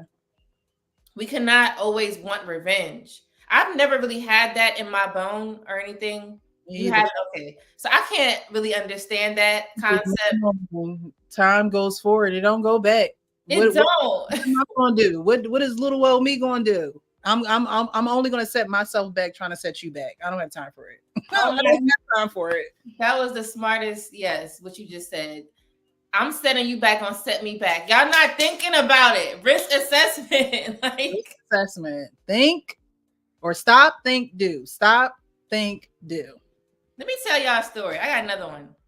So there was a time where I wasn't married to James yet, but we were in a long-term relation, like 3-year relationship. Well, I think it was 2-year relationship, but it was a serious relationship. And this girl tried to destroy my relationship with James. She lied to people and said that I wanted to basically steal someone's husband. What? I wanted to be in a relationship with someone's husband while I was in a relationship with James, basically. Oh, with somebody else. And yes. Okay. Yes. I wanted to destroy someone's marriage by being with that person's husband. Meanwhile, I'm in a relationship. Okay. She put that out there. And while I'm in a relationship, if let's say James was one of those insecure men, I could have lost him because he could have believed it based off of whatever she came up with. Right. So what I had to do is I had to show receipts to prove that I did not do X, Y, Z. Now, the risk assessment part, the revengeful part, what I didn't do was go to her house and whoop her ass because that's what she was going to get. Whew. She was going to get everything because you can't come into my life trying to do something like that. Especially if it's fake. As much as I wanted to, I didn't because then she deserved it. She deserved it. But that would be getting revenge, right? Yeah. What you should do is you should try to let them get it naturally. Something for her, right? Something's gonna happen for her in her world. Let that happen naturally. You don't have to force revenge or force hurt on somebody. They will hurt one day. The Lord says, vengeance is mine, and I believe it. Okay. I believe it. It's true. ain't got to do nada. It's true. The only thing I could do, no, I wouldn't say it's revenge, but she was trying to come to our wedding. What? She crazy. And she's married too. She was married. She and her husband was fine, but she was trying to come to my wedding. She apologized and everything. I told her, hell no. And I told her husband, I said, you nice, but y'all can't come. And if that wasn't revenge, that was just being real. I don't want to see you. There's no apology for that. Because if you really felt this way, you could have talked to me about it. You know what I'm saying? How people are just delulu. Like I don't understand. The dumb. That's what they are. What makes you think that I would pay your way to come to my union after you done tried to destroy my union? What are you smoking? Yeah, so I mean that's just me. I don't have that revengeful spirit mindset. I just can't. Because like Precious said, you're gonna end up putting yourself back. And I ain't got time. Because if I went to her house and did that, imagine what would have happened. Cops would have been called. I could have got arrested.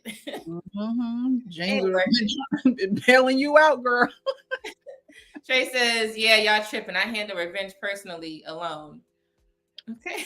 Look, do what you do, Trey. But my spirit can't take all that. Okay. Facts. So yeah, this lady, in the clip, she's just immature. Let's just call it how it is. She's just a grown ass. At her grown age. Thank you. Grown ass immature lady. And it's not easy being a single mother. I'm not a single mother, but I've watched some women who had, good fathers around, and then you had some that their fathers weren't as active. That wasn't as much though.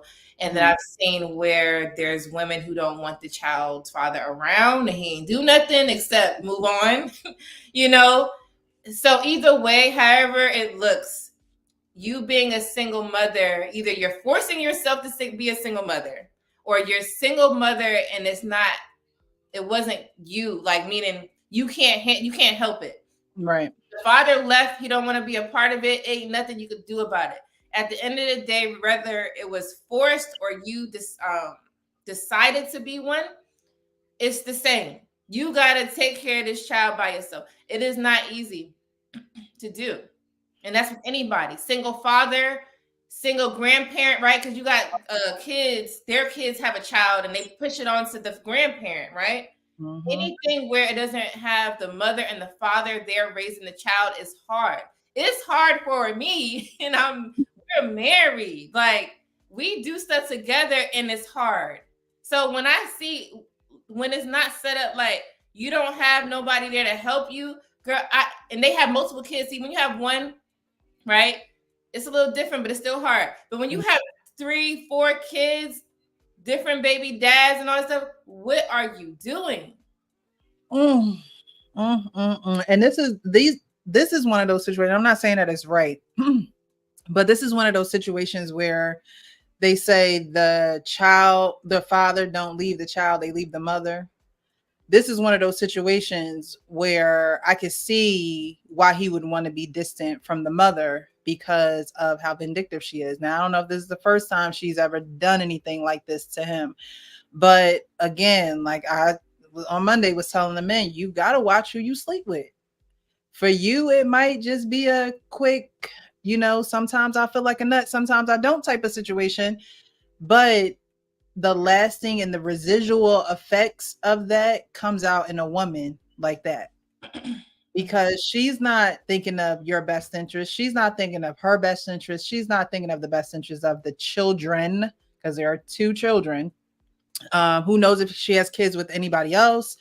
But these are the cases where men leave the women and not necessarily the children, although they are leaving the children. Then women in turn don't allow these men to see the children because now they're butthurt and now they can't get over the reason why they're not together. So everyone has to do risk assessment all the way around.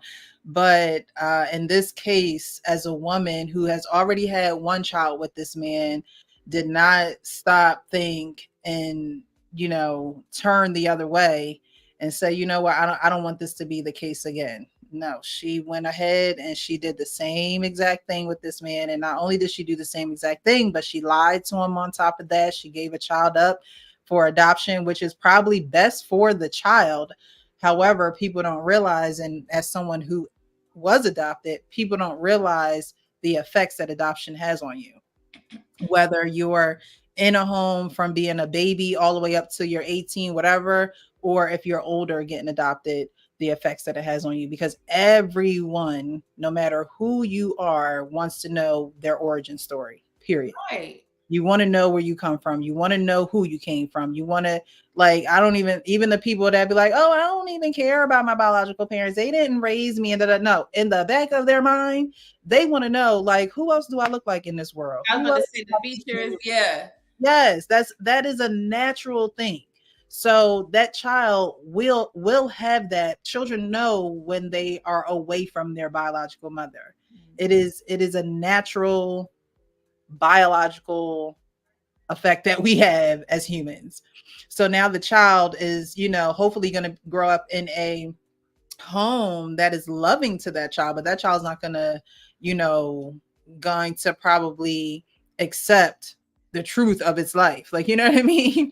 And if it does, they probably, you go one way or the other. You either end up hating the people who produced you, or wondering to find out more information and what's going on that side of the family. So this has residual effects to come, and this is just not something that this woman probably even stopped to think about.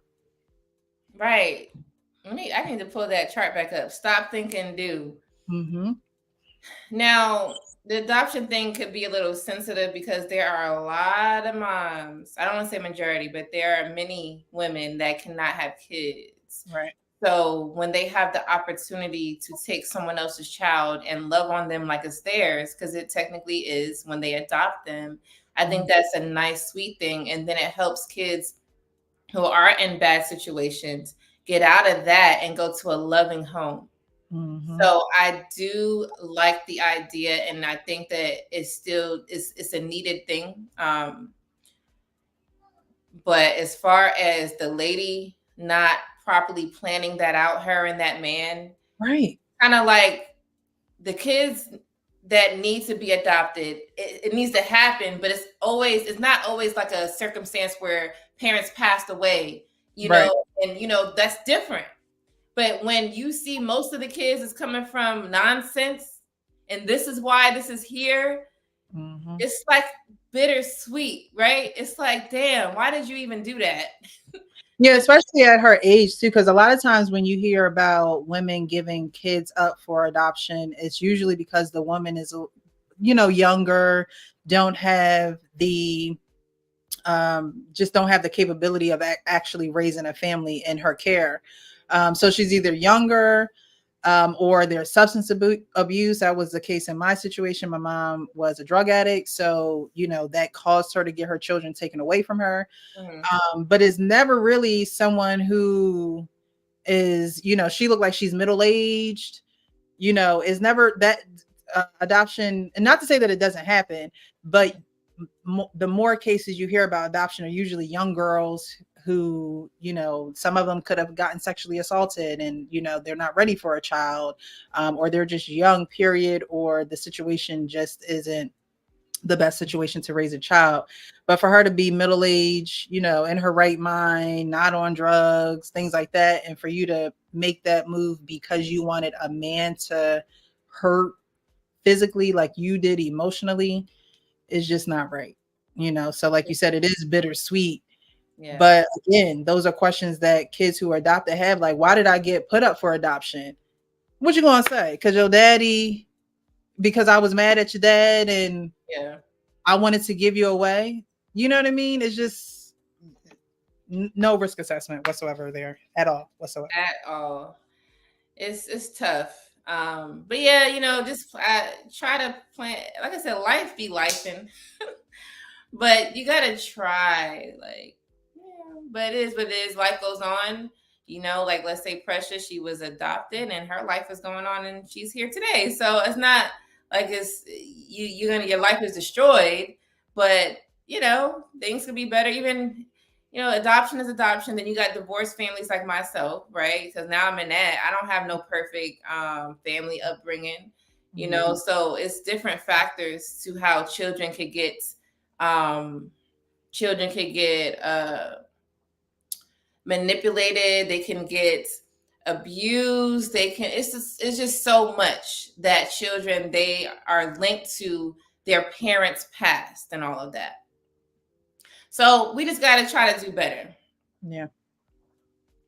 Okay, what's up, Chaotic? How are you? Hey, Chaotic. I Trying to join? Chaotic. Has he been on panels? I feel like it's been a while since I've seen him. I was on a panel with him. This was maybe a couple weeks ago. Oh, okay. Well, I probably just been out the loop. I've been out the loop.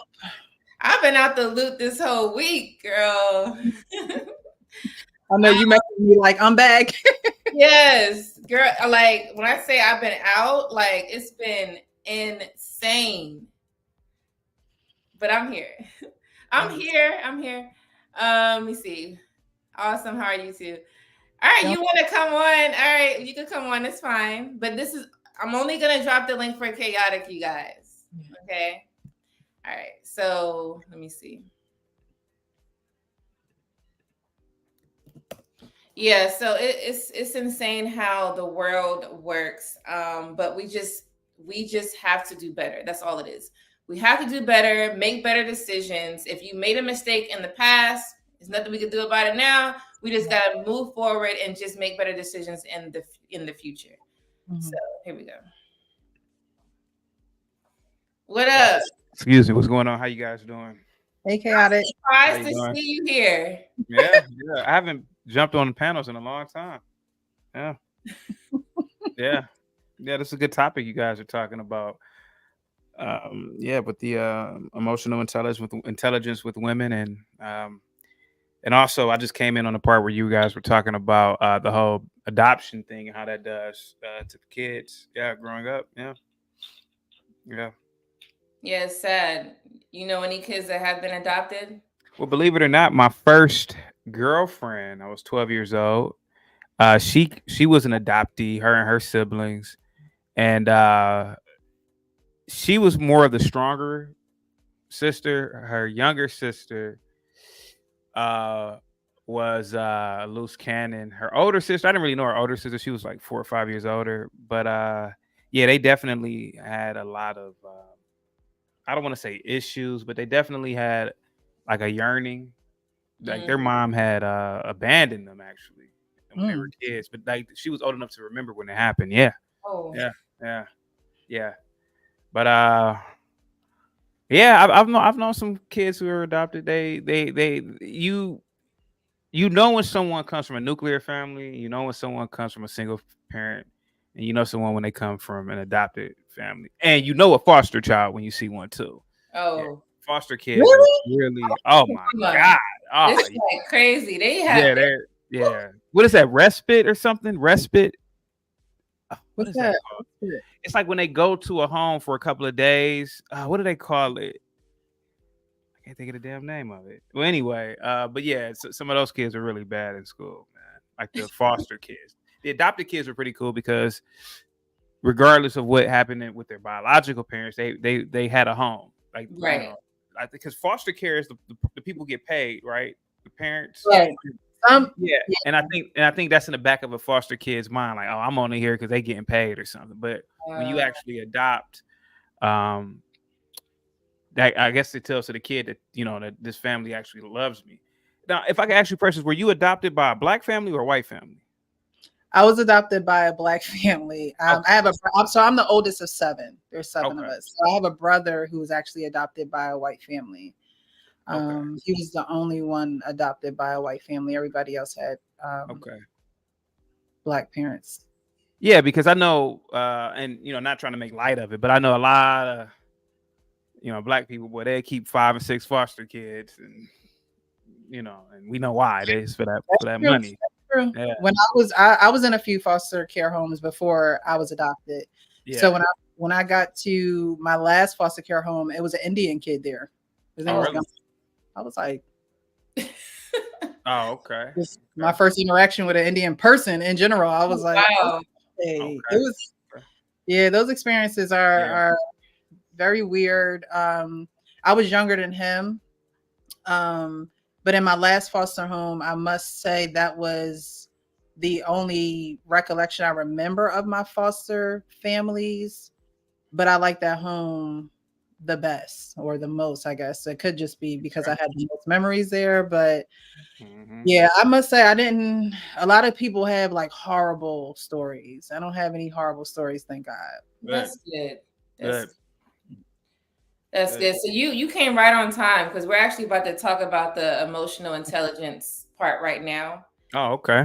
We're gonna play a clip of this lady explaining it, and then we're gonna talk about it. So let's sure. Right. Oh wait, let me fix my clip. Hold on. Who does that, right? Oh, what's going on? Christopher, can't wait to have you. Said Monday I'm coming up on the road. Precious, definitely like to have you. Yes. Let's see. Aaron is right. She definitely destroyed 3 people: the child, the father.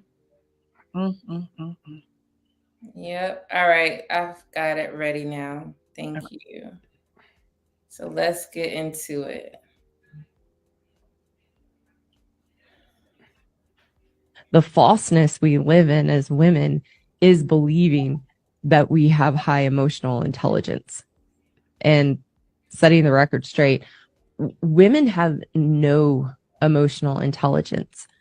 The reason that as women we want to believe we have emotional intelligence is because we are emotional.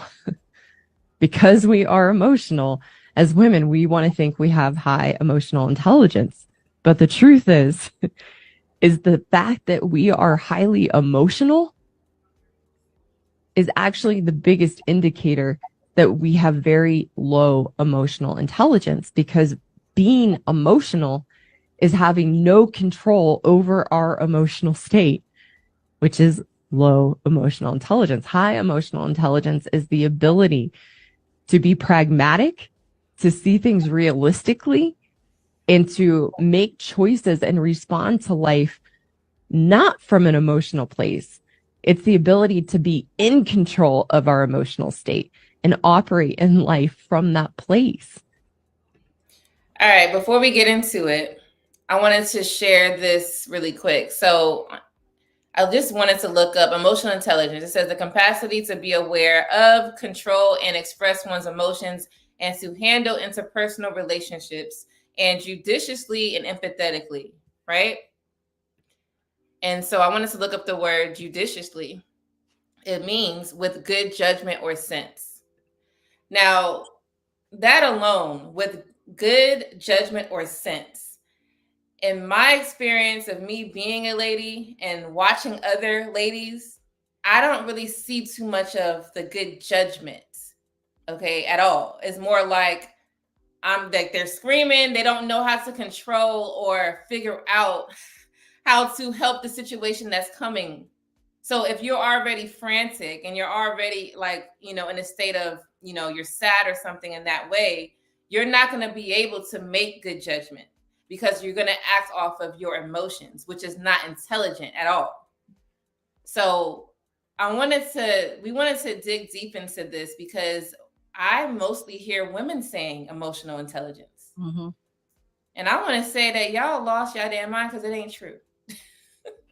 But we could get into it. Precious. Like she said, women would like to think that they have more emotional intelligence because they are more emotional than men. But you will know when you have emotional intelligence when you know how to respond to a certain situation. So women will say that they have emotional intelligence, but let's just say we'll get up on a panel and just act like a fool. and their emotions are everywhere. And or even the lady that was in the last video, her emotions are everywhere. She doesn't know how to make a decision logically. She's not rational. She's trying to do things to spite someone else. That's not emotional intelligence. Emotional intelligence is you're able to do that risk assessment. Honestly, you're able to stop, think, assess, analyze, be at peace, be still. Like I always say, my parents instilled that in me, be still. And you'll know how to regulate your emotions to make a favor or to have a favorable outcome. Right. So you'll be able to stop, think, and do.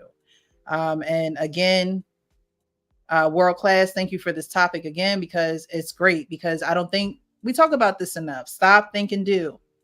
Emotional intelligence. I had to go to therapy to learn emotional intelligence. I had to go somewhere where they would teach me how to regulate my emotions, because I was horrible at it. I was horrible at it. Yeah, you want to talk about them foster kids chaotic? Well, I was adopted. When I was first adopted, I was getting suspended from school. I was talking back to my principal. I was doing things where you could just tell I could not regulate my emotions. I wasn't listening to my parents who, are trying to give me a nice home to be in and things like that. I had to go to counseling and therapy to actually get myself under control. And a lot of women don't say, I'm causing chaos, I need to stop. A lot of women don't realize that their actions are bad for them and for others that are around them, and they'll continue to do it. They'll continue to be on this hamster wheel of damnation. And it's like, at some point, you have to stop yourself. You have to, as a woman, it is so important, whether you want to be with a man or not. It doesn't even have anything to do with a man.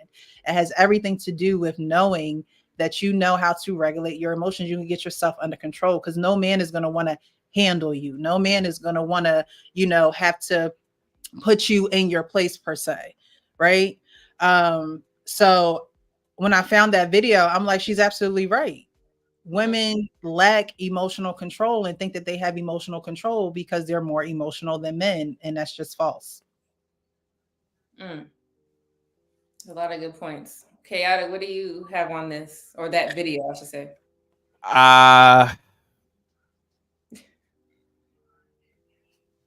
I got two stories. Okay. A few years ago, I rented out an office, and it was a shared office, but you could rent out your own like closed office. And I did it for one of my earlier businesses I had. Nothing too important, to be honest with you, but I could give you the dates too. It was July 3rd or 2nd when I had moved all my supplies and desk into the office, and there was this lady, this old black lady. She had to be in her late 50s. When I saw her, she looked disheveled, unkempt. Tell me if I'm being too long-winded. Lady died, and she was asking, mind you, me and my best friend that helped me move my desk and other items into the office or whatever. And so the lady was, she pretty much prying in my business, I'm like, all right, she just, trying to be a little Karen, trying to be nosy. And there was nobody else in the office. So the day after that, which was July 4th, I had came into the office from home to, just tidy up and do some things. And she wasn't in there. So then July 4th, I'm kicking it with my friends, family. We get wasted. And when you get older, I don't know how old you guys are, but I know when you're pushing 40, you can't really drink anymore. So I got super drunk, and that next day I couldn't do anything. So I just stayed at the house. And then the following day on July 6th, I came back to the office, and her office was right next to me. And I knocked on the door, and I forgot why I wanted to ask her a question about, I forgot what it was. She opened the door. She was on her phone talking to, and this lady is she does like background checks or whatever, fingerprints or whatever the fuck. Now, mind you, I had met her on July 3rd, hadn't seen her July 4th and 5th, and then the 6th I came back. So she opened the door and said, "You ate my popsicles." Did you guys hear what I said? Did you guys hear what I said? And I've told this story a few times on my channel. Did you guys hear what I said? Did you hear how insane this? And mind you, I was like, "What?" I was so shocked by it because I thought I was hearing things like popsicles. This lady's damn near 60 years old.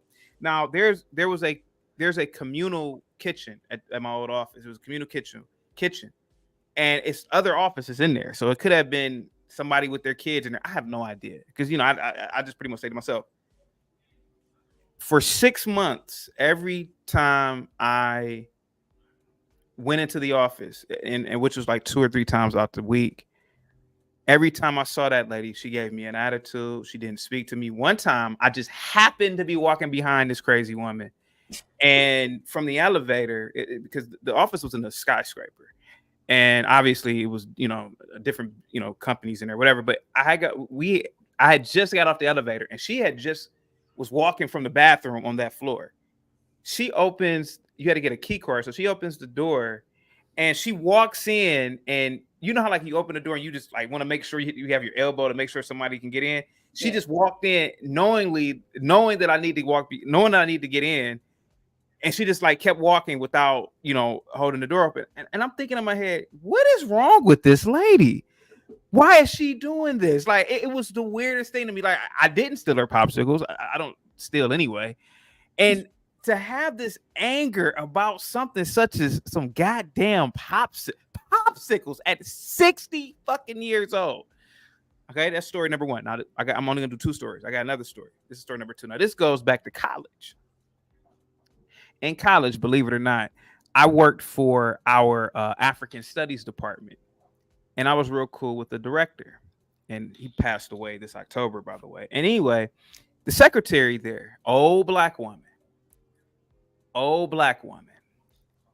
And I'm not trying to, I'm going to tell you how she physically looked. Just fat, out of shape, nasty looking. I think the only thing she had going for her, she was lighter complected. When you are dark and fat, oh God, I think that's the only. No, just hear me out. Let's hear me out. I think it's if you're gonna be that type of sloppy, it's kind of good to be lighter complected.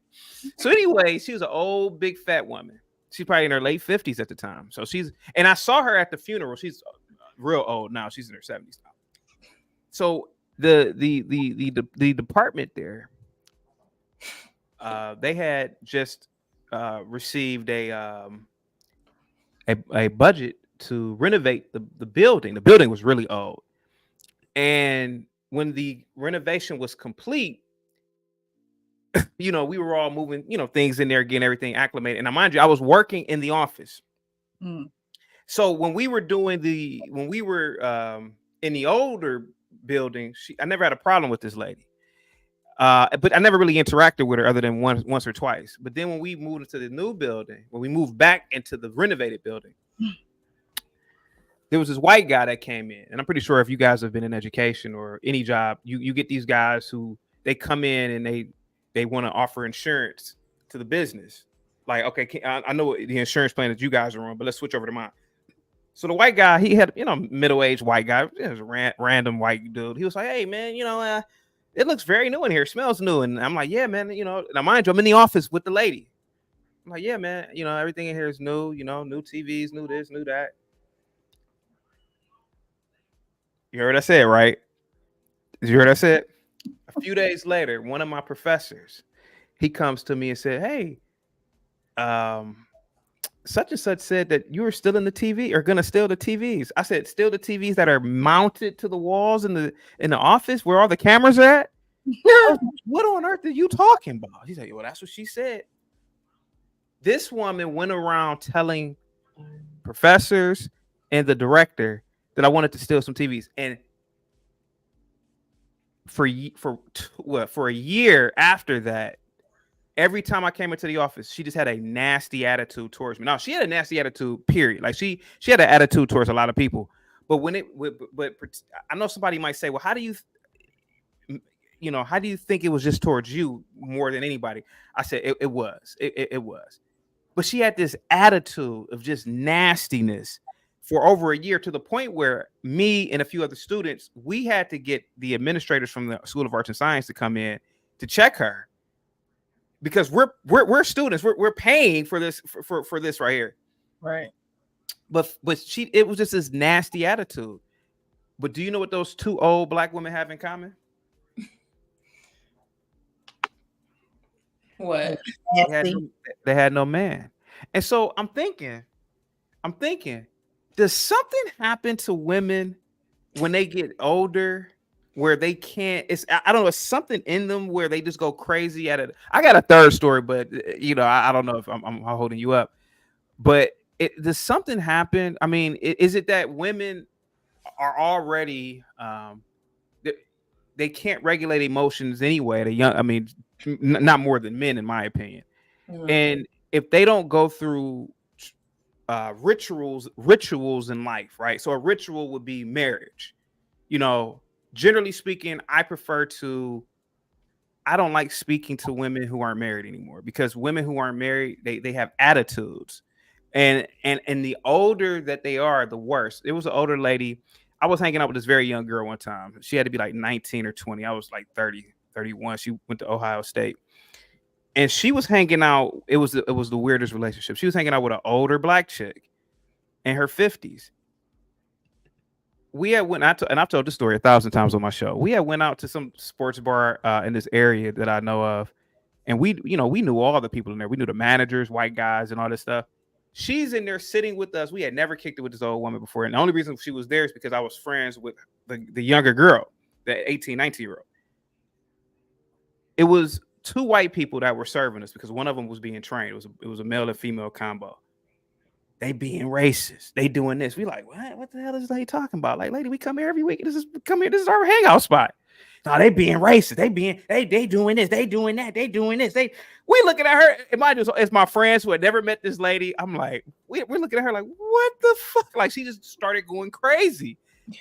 So the manager, this white guy that we knew, he kicks her out. He said, you gotta, he lost it. He said, you could leave. And of course, we didn't leave with her. So she's waiting outside for us because her friend is still with us.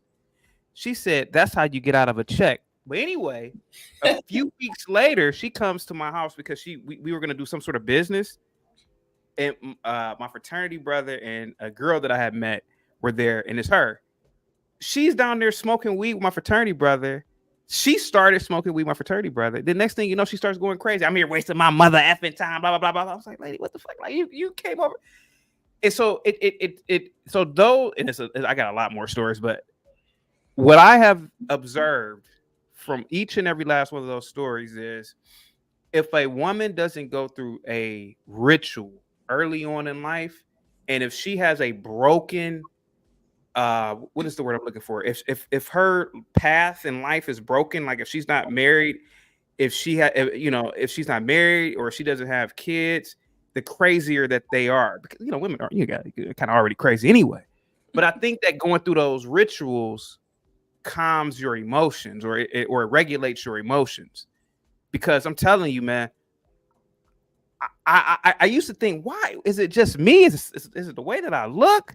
But what I'm starting to realize, and somebody told me this, first of all, you come off as very civilized. This is what a chick told me a couple of months ago that I've done business with before.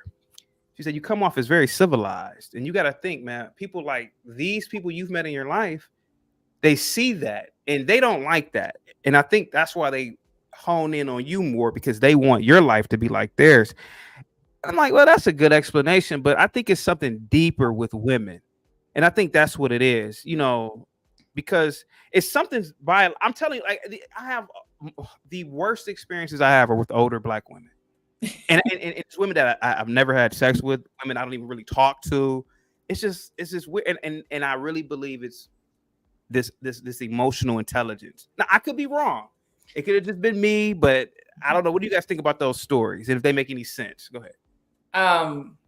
So it's a great point you made at the end about how those women, what they have in common is that they don't have no man, right? Mm-hmm. It don't have to be a husband. It just needs to be a man. period. They don't have to be married. They just need some man. And it's not the marriage that keeps women to like emotionally together, because you could be in a marriage and that man gave up, like he not even talking to her at all, right? They just married. So I want to emphasize the man, the logical man. What happens is, if you're single and you don't have a relationship with the opposite sex, then you will go crazy, because that man actually helps you regulate your emotions, because that's what he is naturally going to do. Like chaotic, you're married, right? Yes. Okay, so if, let's say, your wife she had a bad day, it was just too much for her that day or that week or something, you're not going to allow, you're going to look at her and be like, yeah, you be all right, and you don't help her. No, you're going to try to understand what the hell is going on, and then you might like try to give her guidance. What women are doing is that they're going through stuff by themselves, and they call the wrong person to help them, which is another either single lady or someone who doesn't have logical sense. And then it keeps going on and on and on. And then, yeah, they're 60 years old talking about some popsicles. It's going to be like that. It's true. Because that logical person, and I'm saying man because most men are logical, she needs someone to help her. Because guess what? Naturally, we are emotional, especially when you have a child. Like, I had my first child when I was 26. And I've never in my life been so worried like I am when I had my first child. And I'm talking about worried about, is he breathing at night? Like, it goes insane. I don't think y'all men think about this, but I do, women do.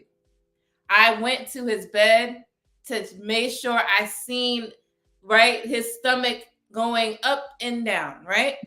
That type of stress and worry, imagine how my mindset is throughout the day. I'm not logically thinking about nothing. I'm not having any type of emotional intelligence, because what type of intelligence is it to go watch a child breathe? You get what I'm saying? There's nothing wrong with him. He doesn't have any health condition.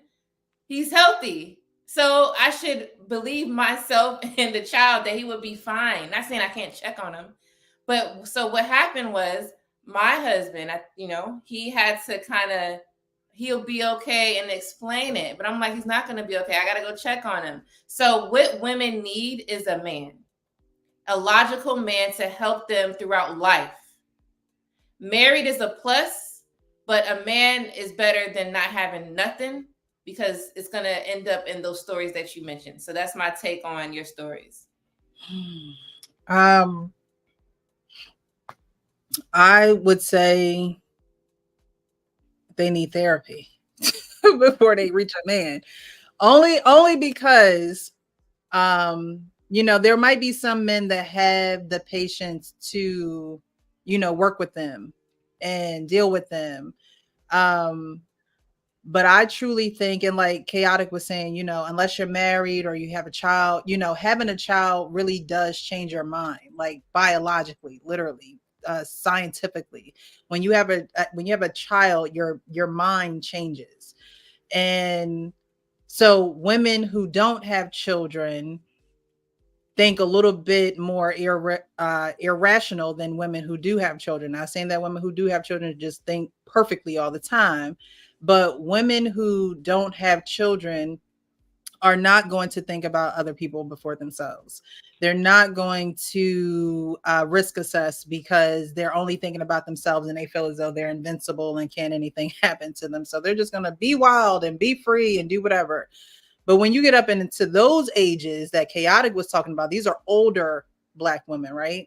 So these are women who are not being honest about what they're going through. Like Lady Di said, they're taking out the things that they're going through at home and they're bringing it to work. They're taking it out on people that they don't even sleep next to at night. That's why I said earlier in the stream, I don't let a lot of things offend me, and I don't get offended by a lot of things, because people are naturally hurting and they'll take it out.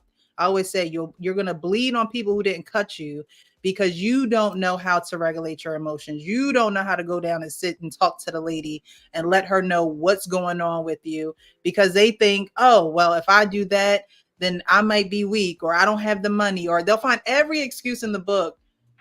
Instead of doing the right thing, they'll continue doing the wrong thing, and they'll continue hurting other people. They'll continue being nasty. And honestly, what this is doing and what they may want on the hush hush, they really may want to block everybody out.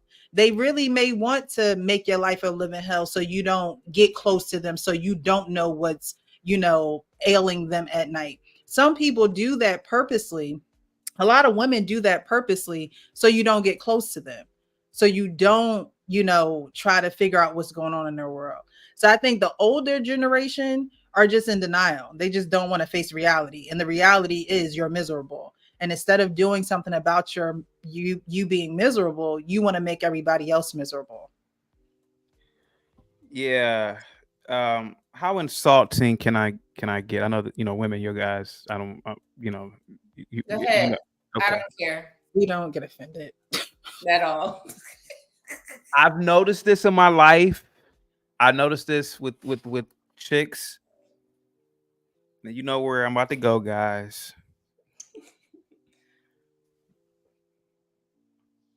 It begins with the U. The ugliest chicks tend to have the worst attitudes as well. And I don't know where this whole, and Hollywood is so, messed up how they lie. They do these stupid movies where the pretty girls are the bitches. I don't think so. Believe it or not, I look like Jiminy Cricket in the face. I look like Marmaduke, but the girls and women who treated me the best, and I will admit in second grade, this kind of sound weird, but in second grade, some girls called me ugly, but the girls who have nice attitudes are attractive females. Let me tell you a story real quick. A few years ago, I went to a neighbor's house for Thanksgiving, and it was a guy there. The guy there was the cousin of the homeowner that I know. Me and him are he's an older guy. Me and him are joking around, guy stuff. And it was a woman in the living room, not attractive, older black woman again. I guess that's her cousin too. I didn't know that. So she starts getting an attitude with me, and I'm just ignoring her. And she's getting so pissed that I'm ignoring her. And I'm thinking in my head, does she know how she looks? Like it's like you can't have an attitude, in my opinion, right? And I could be wrong. But I would feel like, the older and uglier you are, the nicer you should be. But I mean, it was just weird. Even to this day, I think about it, like the way she was just giving me attitude and her stupid questions and the way she was speaking to me. And even my friend came over because we know the lady, and he was talking, and she didn't know that was my friend. So he was like, "Oh yeah, me and him are gonna do such and such business." He's like, "You do business with him?" And I'm like, "Yeah, lady." But what it is that I'm telling you, man, it is the weirdest thing to me, man. Why uglier chicks don't know how to regulate their behavior, man. I'm telling you, the majority of women I've ever met in my life, whether it was in high school, college, or not, I think it's like their behavior is a deterrent. manifestation of it's a manifestation of the way that they look. Like, and me, I'm not an ignorant person. I've never said it to a chick. I'm like, hey, look, chick, you can't act like that. You can't have an attitude. Now that pretty tall thin girl who looks like a model, yeah, she can have an attitude all day, but not you. You look like me in the face. But go ahead, guys. Go ahead. I think it's just another deterrent for people, just like some bigger or fatter or oversized, big back, whatever you want to call it. They will joke about their weight before you do, right? They'll be like, I'm eating hey guys, again. real quick.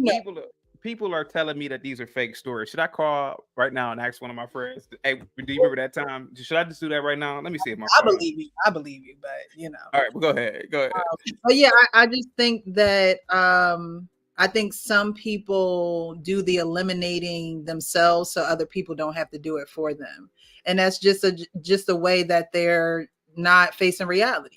You know what I mean? If you're bigger and you go and joke about your weight and I ain't even say nothing about it yet, that must mean you're focused on your weight and you just don't want to really say that you focused on your weight, but you focus on it, and maybe you should just do something about it instead of making jokes about it. You know, the person who is not as gifted in the looks area, they're going to act ugly because they know that they don't get attention from their looks. So they're going to act that way. So you have something to talk about, but it just may not be their looks. It's now their attitude. They're coming off, like Chaotic said, how they look. And to me, all that is just not facing reality. Because if you face reality and you changed your attitude and maybe put some effort in how you looked, you would get a different perception from people. I Pressure. gotta, Oh, go ahead. I gotta disagree with both of y'all because honestly, okay, I'm gonna say two things. Some people, women, that's what we're speaking about. They may not know that they're, let's say, not the cutest, even though they have been probably told or bullied or whatever. But at the end of the day, they are still like human. They have features, they have a face, they are a person still, right? So I don't want to say because they're not as cute, they should act as if they're not as cute. I think they just need to act regular. Like, don't feel like you should be angry all the time, or don't feel like you're entitled for something. Like, just be regular. Like, be nice, be generous, be respectful. Forget what you look like, because at the end of the day, the ugliest person could be the cutest if they have a great personality, funny, they're good to you or good as friends, something. The way how they look starts to change. Yeah, come on, y'all agree with that? Well, No, not at all. the beginning part. I don't think that. I think that they act that way for a particular reason. I really do. I think they act that way. That screams miserable. Okay. But in their mind, they may think that they have control or they have dominance over the situation because they don't want you to look at them less than or ugly than or whatever, because like you said, they may have gotten this from somebody before, right? Yeah. Somebody had probably told them, oh, you're not the best looking, or you're loud, or you're just, not my type, whatever. Mm-hmm.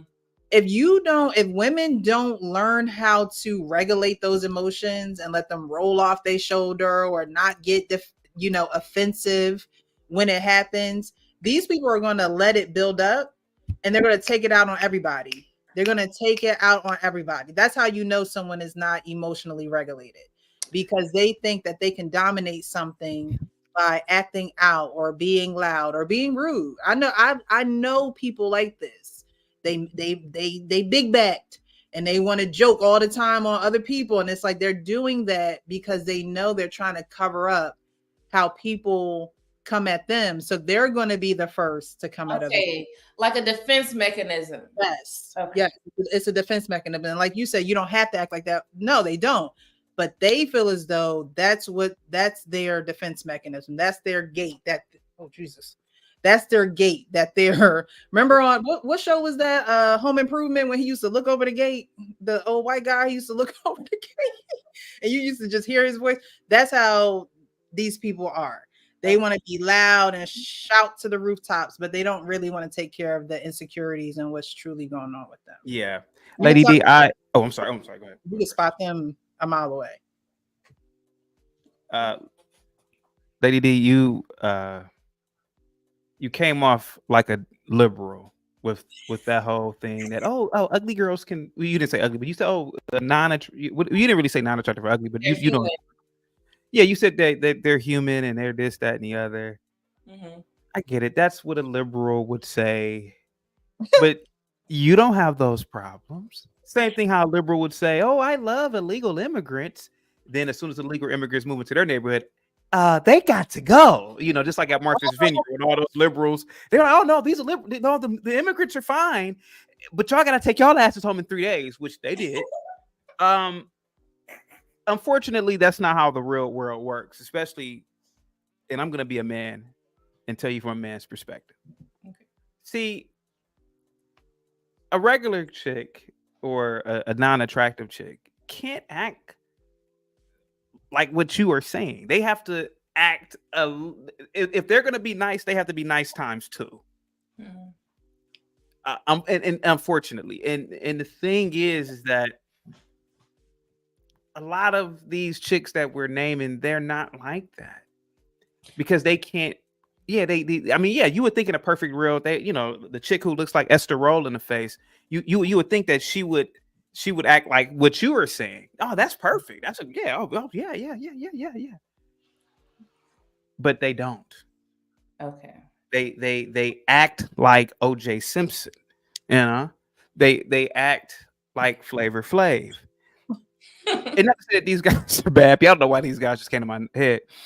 But the thing of the matter is that I'm gonna tell you a story from the male's perspective. I realized I was ugly when I was about, I don't know, maybe like 10 or 11. I realized, like, hey, I don't look like that kid right there. I don't look like that kid. Hey, I don't look like that boy right there. I can't walk around with an attitude, and I don't want to be, you guys are more civilized than me. I don't want to make you guys upset, but I've done shows on this. Ain't nothing worse than a short, little, dark, little. Can I say nigga over here? It's nothing. You ever seen short, little, dark niggas? They always mean mugging, always walking around. I'm telling you, I've done scientific studies on this. The short, little, dark nigga. He can't regulate his behavior because society hasn't told him the truth. His mammy ain't told him the truth. If he got a father, his father probably ain't told him the truth. And the truth of the matter is that, hey man, you're short. You look like Flavor Flav in the face. Society's gonna treat you different. You can't walk around here expecting to for the same results of that 6'4" Chad or Tyrone. You gotta be funny. You gotta be witty. You gotta have character and personality. See that 6'4", man. I met some dumb 6'3", 6'4" black dudes. I mean, dumb, but everybody love them, and it's because of their height and the way that they look. Mm-hmm. They can go somewhere and just sit somewhere and just exist. It's just the truth. That's true. When you're short and you look like me in the face, nigga, you better have a range of subjects you are involved in: science, technology, math. You got to have that personality when you're short. Trust me, I know. So when I was a kid growing up, hey, you're ugly. You got to smile. You can't walk around with a mean mug. Hey, and everybody say, hey man, chaotic, you always are smiling. And, I really want to say it's because I'm ugly, nigga. I gotta smile. But it's the truth, though. I'm telling you. I remember being a kid, and I realized my mom and dad didn't have to tell me this. Nigga, I don't look like Shamar Moore or Morris Chestnut in the face. I was a kid. I was watching the movies like, God damn, those some good looking dudes. I can't. Listen, even on my own channel, I've asked them niggas. I said, hey man, could you imagine me being the next James Bond? Can you imagine me playing the lead role in a romantic film? They'd be like, man, I'm just. It's a guy on my channel named HB2N. He said, chaotic. When you just gave that example, I just became angry, and I'm like, yeah. So the thing of the matter is that's what needs to happen to women. Women need to have somebody tell them the truth about life. Mm. You know? Yeah, because I'm telling you, man, like that's a lot of black boys. It's a lot of black men in the penitentiary, short little black dudes who couldn't regulate their behavior. Because, listen, when I was a kid growing up, do you know how many times I saw short little black little niggas? We would go to the mall after school. I mean, not the mall. We would go to what is called Tower City when I was a kid. And I saw this more than a dozen, maybe 2 scores. What is the score? 20? Yeah, about 40, 50 times. It'd be because like all like the high schools would come, we go downtown and chill, sometimes fight. Some little short, little black, little ugly dude. Like, what's up, girl? Now, mind you, the tall boys, they could, hey, they got their little pen, this back in the day, so we had to have like paper and shit. They could just walk up to a chick and just get a number. See me, I had to actually have pickup game, be funny. Oh, what's up, baby? Oh, stop. I had to actually like do silly stuff. But it was some short, little ugly dudes. They'd be like, hey, what's up, girl? Girl be like, I'm not interested. Do you know what the little short, little black, little moon cricket used to say? You know what they used to say? Well, fuck you, F you then, bitch. All the time. And I wanted to go over to the dummy and say, bro, you can't act like that. You can't have an attitude like that. You have to regulate your emotions because you're not realizing society. You got to understand society. Yeah. And you're angry, but you don't understand why. You can't because you're not tall. You're not good looking. You're a short little dude. Go ahead, guys. I'm talking your head up. Go ahead. So same thing with women. Women have to realize that too early on. Yeah, go ahead. Okay, so you broke it down. I get what you're saying now. The only thing is with women. Hey, can you highlight the real class? His last comment. He said, "Not you naming guys you think are cute. This too much." He been on it since you've been on here. So the difference is that men, y'all don't have to be cute. Now I hear what you're saying. See, if you don't have the height and then you're not cute, it's a little bit challenging.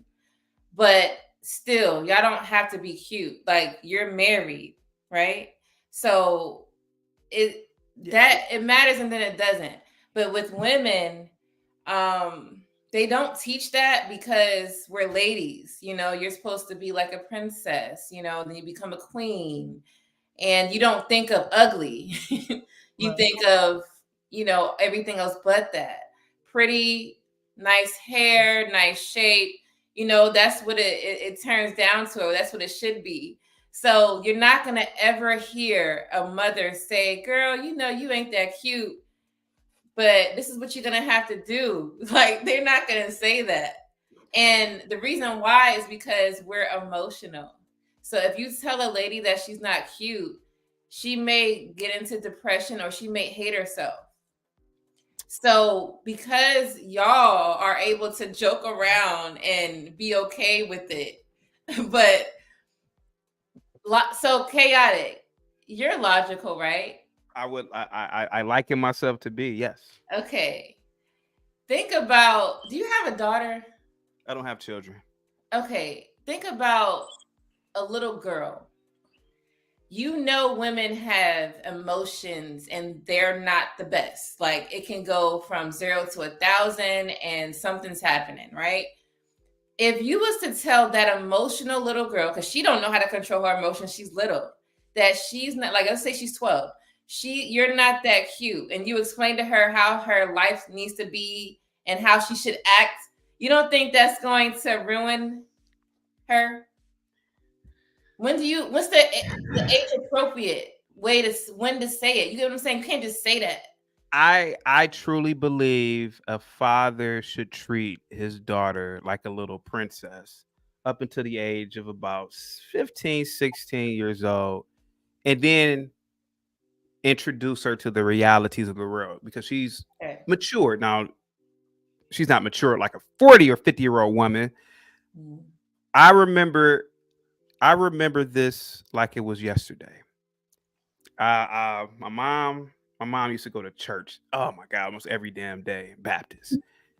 And it was one of those days where my dad basically said, no, the boy, it was my little brother and I think my sister was like a baby at the time, but she probably went with my mom.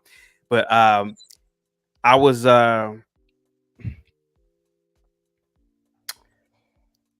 laying on the floor and it was a Sunday. And this is when wrestling, I'm sorry. You got 60 seconds, Chaotic. Okay. And this is when wrestling was really, this is like the golden age of wrestling. Mm-hmm. I remember my dad, I had to be like 5 or 6 years old. You know what my dad told me? You know what he told me? What? He said, wrestling's fake, right? I was like, what? What do you mean it's fake? I was arguing with him about wrestling being real, man. And I was trying to tell him, like, no, look at that. Look at that. These are the things parents have to do. Mm-hmm. They got to tell you Santa Claus ain't real, dummy. Enough's enough. Enough's enough. Hey, wrestling's fake. Every boy has gone through that wrestling is fake from their dad. Whether, I thought I was a little too young. 6 years old, and that devastated me. I said, wait a minute, what? And the same thing with the father with his daughter. Hey, sweetheart, you're not a princess. I don't have a kingdom. But here goes the realities of life. You're 5 foot tall. You're blah, blah, blah. You need to secure a man now. All this high value and all this, that, and the other, that is totally fine. But you're going to miss out on some good guys out here if you continue to behave like this. And then you'll be 40 or 50 with no man, So you're 5 foot. You're probably not going to hang out with the models in New York who are 6 foot tall. You're not. You're probably not going to be around the type of men that they are attracting. You're just not. Now, if my daughter was 5'10", symmetrical face, and didn't look like me in the face, you better take your ass to New York, because there's some rich. See, it's just a difference, and hopefully I would never have a fat. I don't want kids anyway, but a fat daughter, oh no, you got to tell her the truth up in front. Because I know a lot of females right now from high school and college that don't have anybody right now because they were thinking in their head that they could do better. I'm like, do better? You're 4'8". You look like Kunta Kinte in the face. Who you think you're gonna date? But me being nice, I didn't say anything. I'm just listening to people while they're talking. I'm like, oh, okay. Does this girl not know she looks like Celie from The Color Purple and she's 5 foot tall? Who does she think she's gonna? But no, you did it, Precious. Chaotic. You cause chaos. That's why you call your name Chaotic. I bring chaos, and I call myself chaotic because I want to live in reality, and that's the. You know how many men don't call themselves ugly? I ain't ugly, nigga. What? Your wife proves it. Your girlfriend proves it. The people you're around, everything around you proves the reality of your life. What are you talking about? Good-looking guys hang with good-looking guys. They hang with good-looking chicks. I've seen it.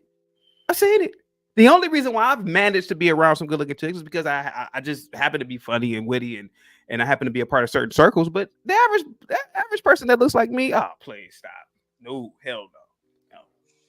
Well, that's good that you you're living in the truth, like meaning you understand life, reality, and you move forward with that. And you were saying that women should do that, right? And I guess I would agree. Now you're talking about someone that's not as cute, but it's life, right? Everybody's not going to be as cute, so I get that. No. So I understand at the end of it what you said. I understand what you're saying, and I appreciate you bringing that to this live today because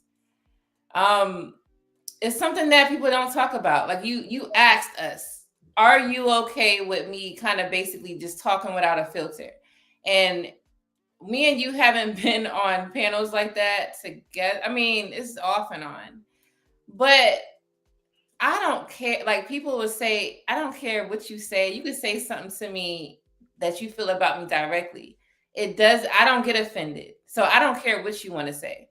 Precious the same way. That's why we are doing the live together, because we don't give a damn. You could come on here and say whatever you want. And if I think it's too much, I'm going to tell you got to go. But most of the time, say what you want, because I like people talking in truth. I hate when people just be lying. Now, they're saying you're lying in this chat, that your stories are fake. But what I'm saying is I like people to just give me something different. I'm going to make a phone call real quick. Just give me a second.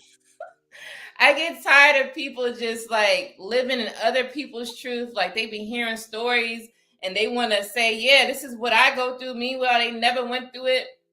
and they're trying to like, no, cut it out. I like people to be different. I like people to just say it like it is. So that's fine. Hold on for a second.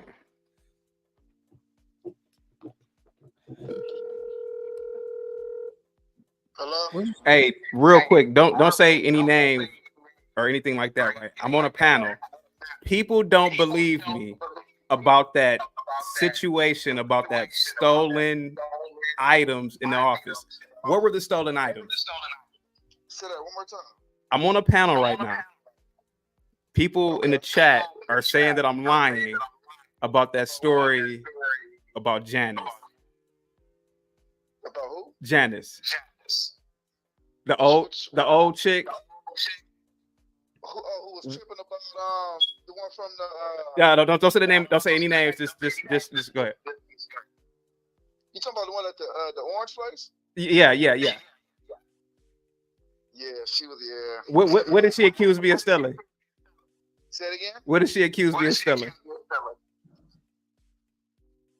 What did she accuse you of stealing? Oh, damn, I forgot. Give me a second.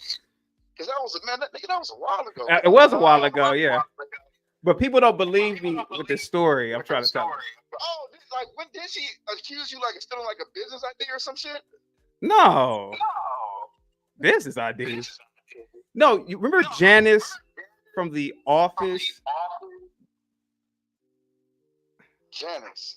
Okay, I opened her door to ask her a question. She said, "You stole my blank." You stole. Wait a minute.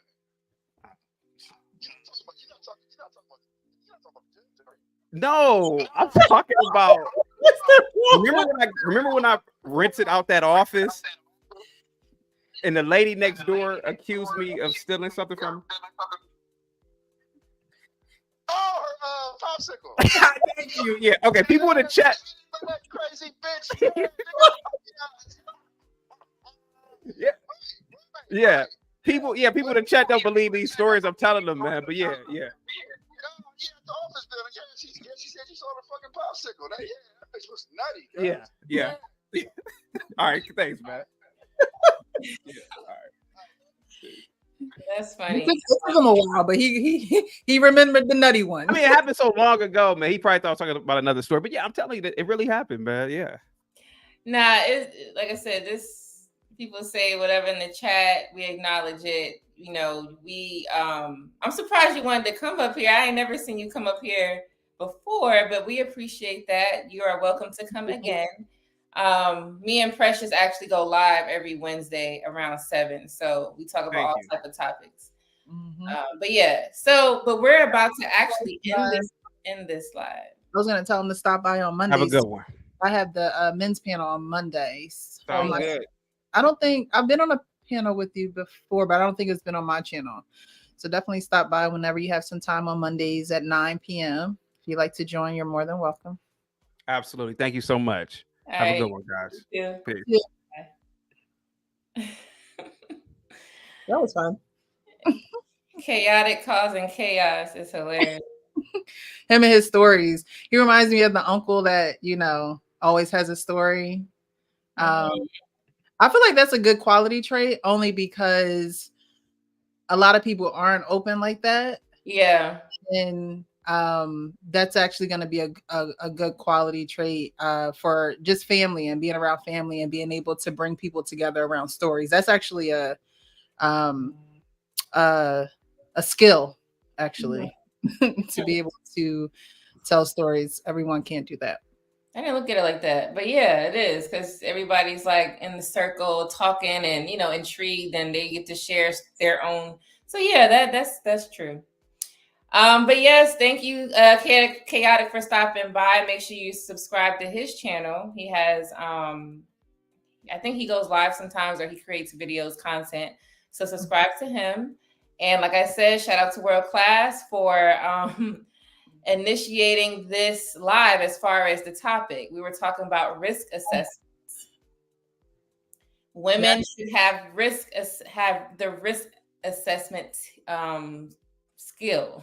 Yes. I can't talk right now. But yeah. And we should also be able to understand that a lot of us are not emotionally intelligent. We're just emotional.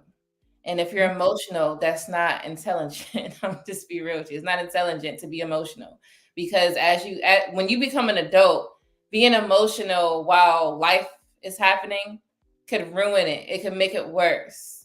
So, yeah. I mean, that's even something I remember in sports playing basketball. I mean, it's not necessarily stop, think, do, but it is.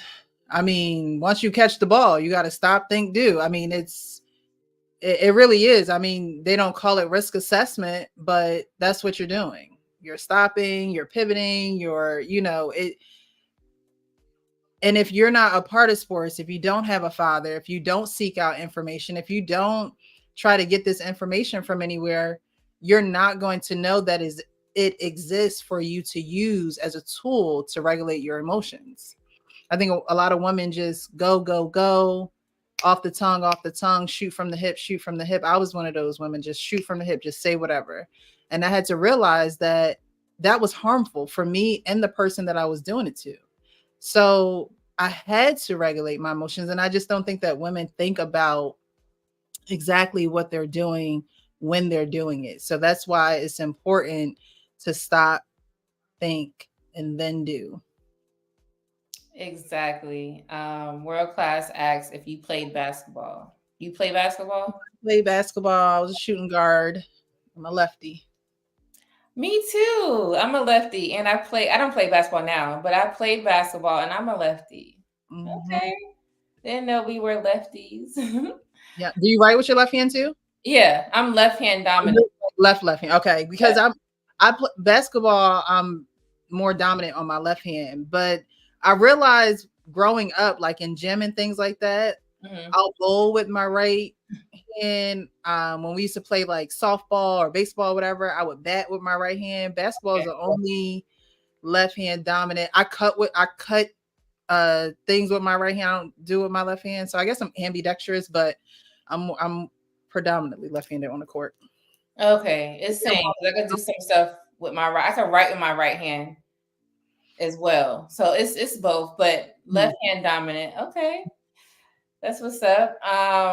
Hustler and muscular. We're about to end this live. Hustler and muscular. We actually went over. We went like almost an hour. An hour. Yeah, I didn't even realize that. Sheesh, we about to be at 3 hours. Yeah. Chaotic man came in here and took the show. He did, and he came later. But he came on time because that's what he wanted to talk about.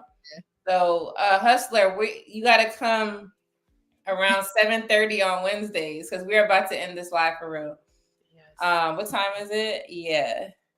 Almost so 10. I want to hear what you have to say, but I'm so sorry I can't right now.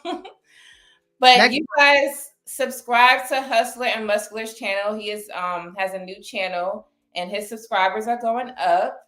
So congrats to him. If the mods in the chat wants to put his link, please do so. Also put World Class's link as well. All right. So yeah, this was a good show. It was. Definitely we had a guest that we weren't expecting and they actually added to the show and gave examples of women. I mean, getting that old and being miserable and not being able to risk assess is dangerous because that means that you're pretty much going to stay that way if you don't change your ways. So yeah. But thanks for growing with us as well. We're trying to grow this channel, the Real Precious channel, and just grow our live. We're doing a duo for a reason, and I'm glad for the ones who are coming by and supporting it. And we will continue. The topics will only get better. The live will only get better. But go ahead. Also wanted to say thank you to Nuke. I hope I'm saying that correctly. Dario, he also did a $50 super chat on this one or Cash App, and Harrison Davis. So thank you guys so much for the Cash Apps. We really do appreciate you. Thank you. Yes, thank you so much. But just enjoy as we grow and get better. Sometimes I promise you I come on here a little discombobulated because 7 o'clock is great, but then my kids are still up. So I try to make it, but I'm trying to get better on that too. So I won't look so tired and everything. But yes, thank you for supporting us and the Real Precious, Lady Di the Real Precious. Make sure you follow us on Instagram. The link is in my description, and you can check out the Real Precious page. Subscribe to her channel. She is live every Monday, and it's a men's panel, and she talks about various topics. I also have another live on Saturdays with my husband, and we talk about pretty much everything, but it stems to the Dating to Marriage, which is the name of my channel, Dating to Marriage Support. Lady Di DTM. DTM means dating to marriage. But yeah, stay tuned, and we will be back next week, Wednesday around 7. 7-ish. Okay. Thank you guys. Have a good night.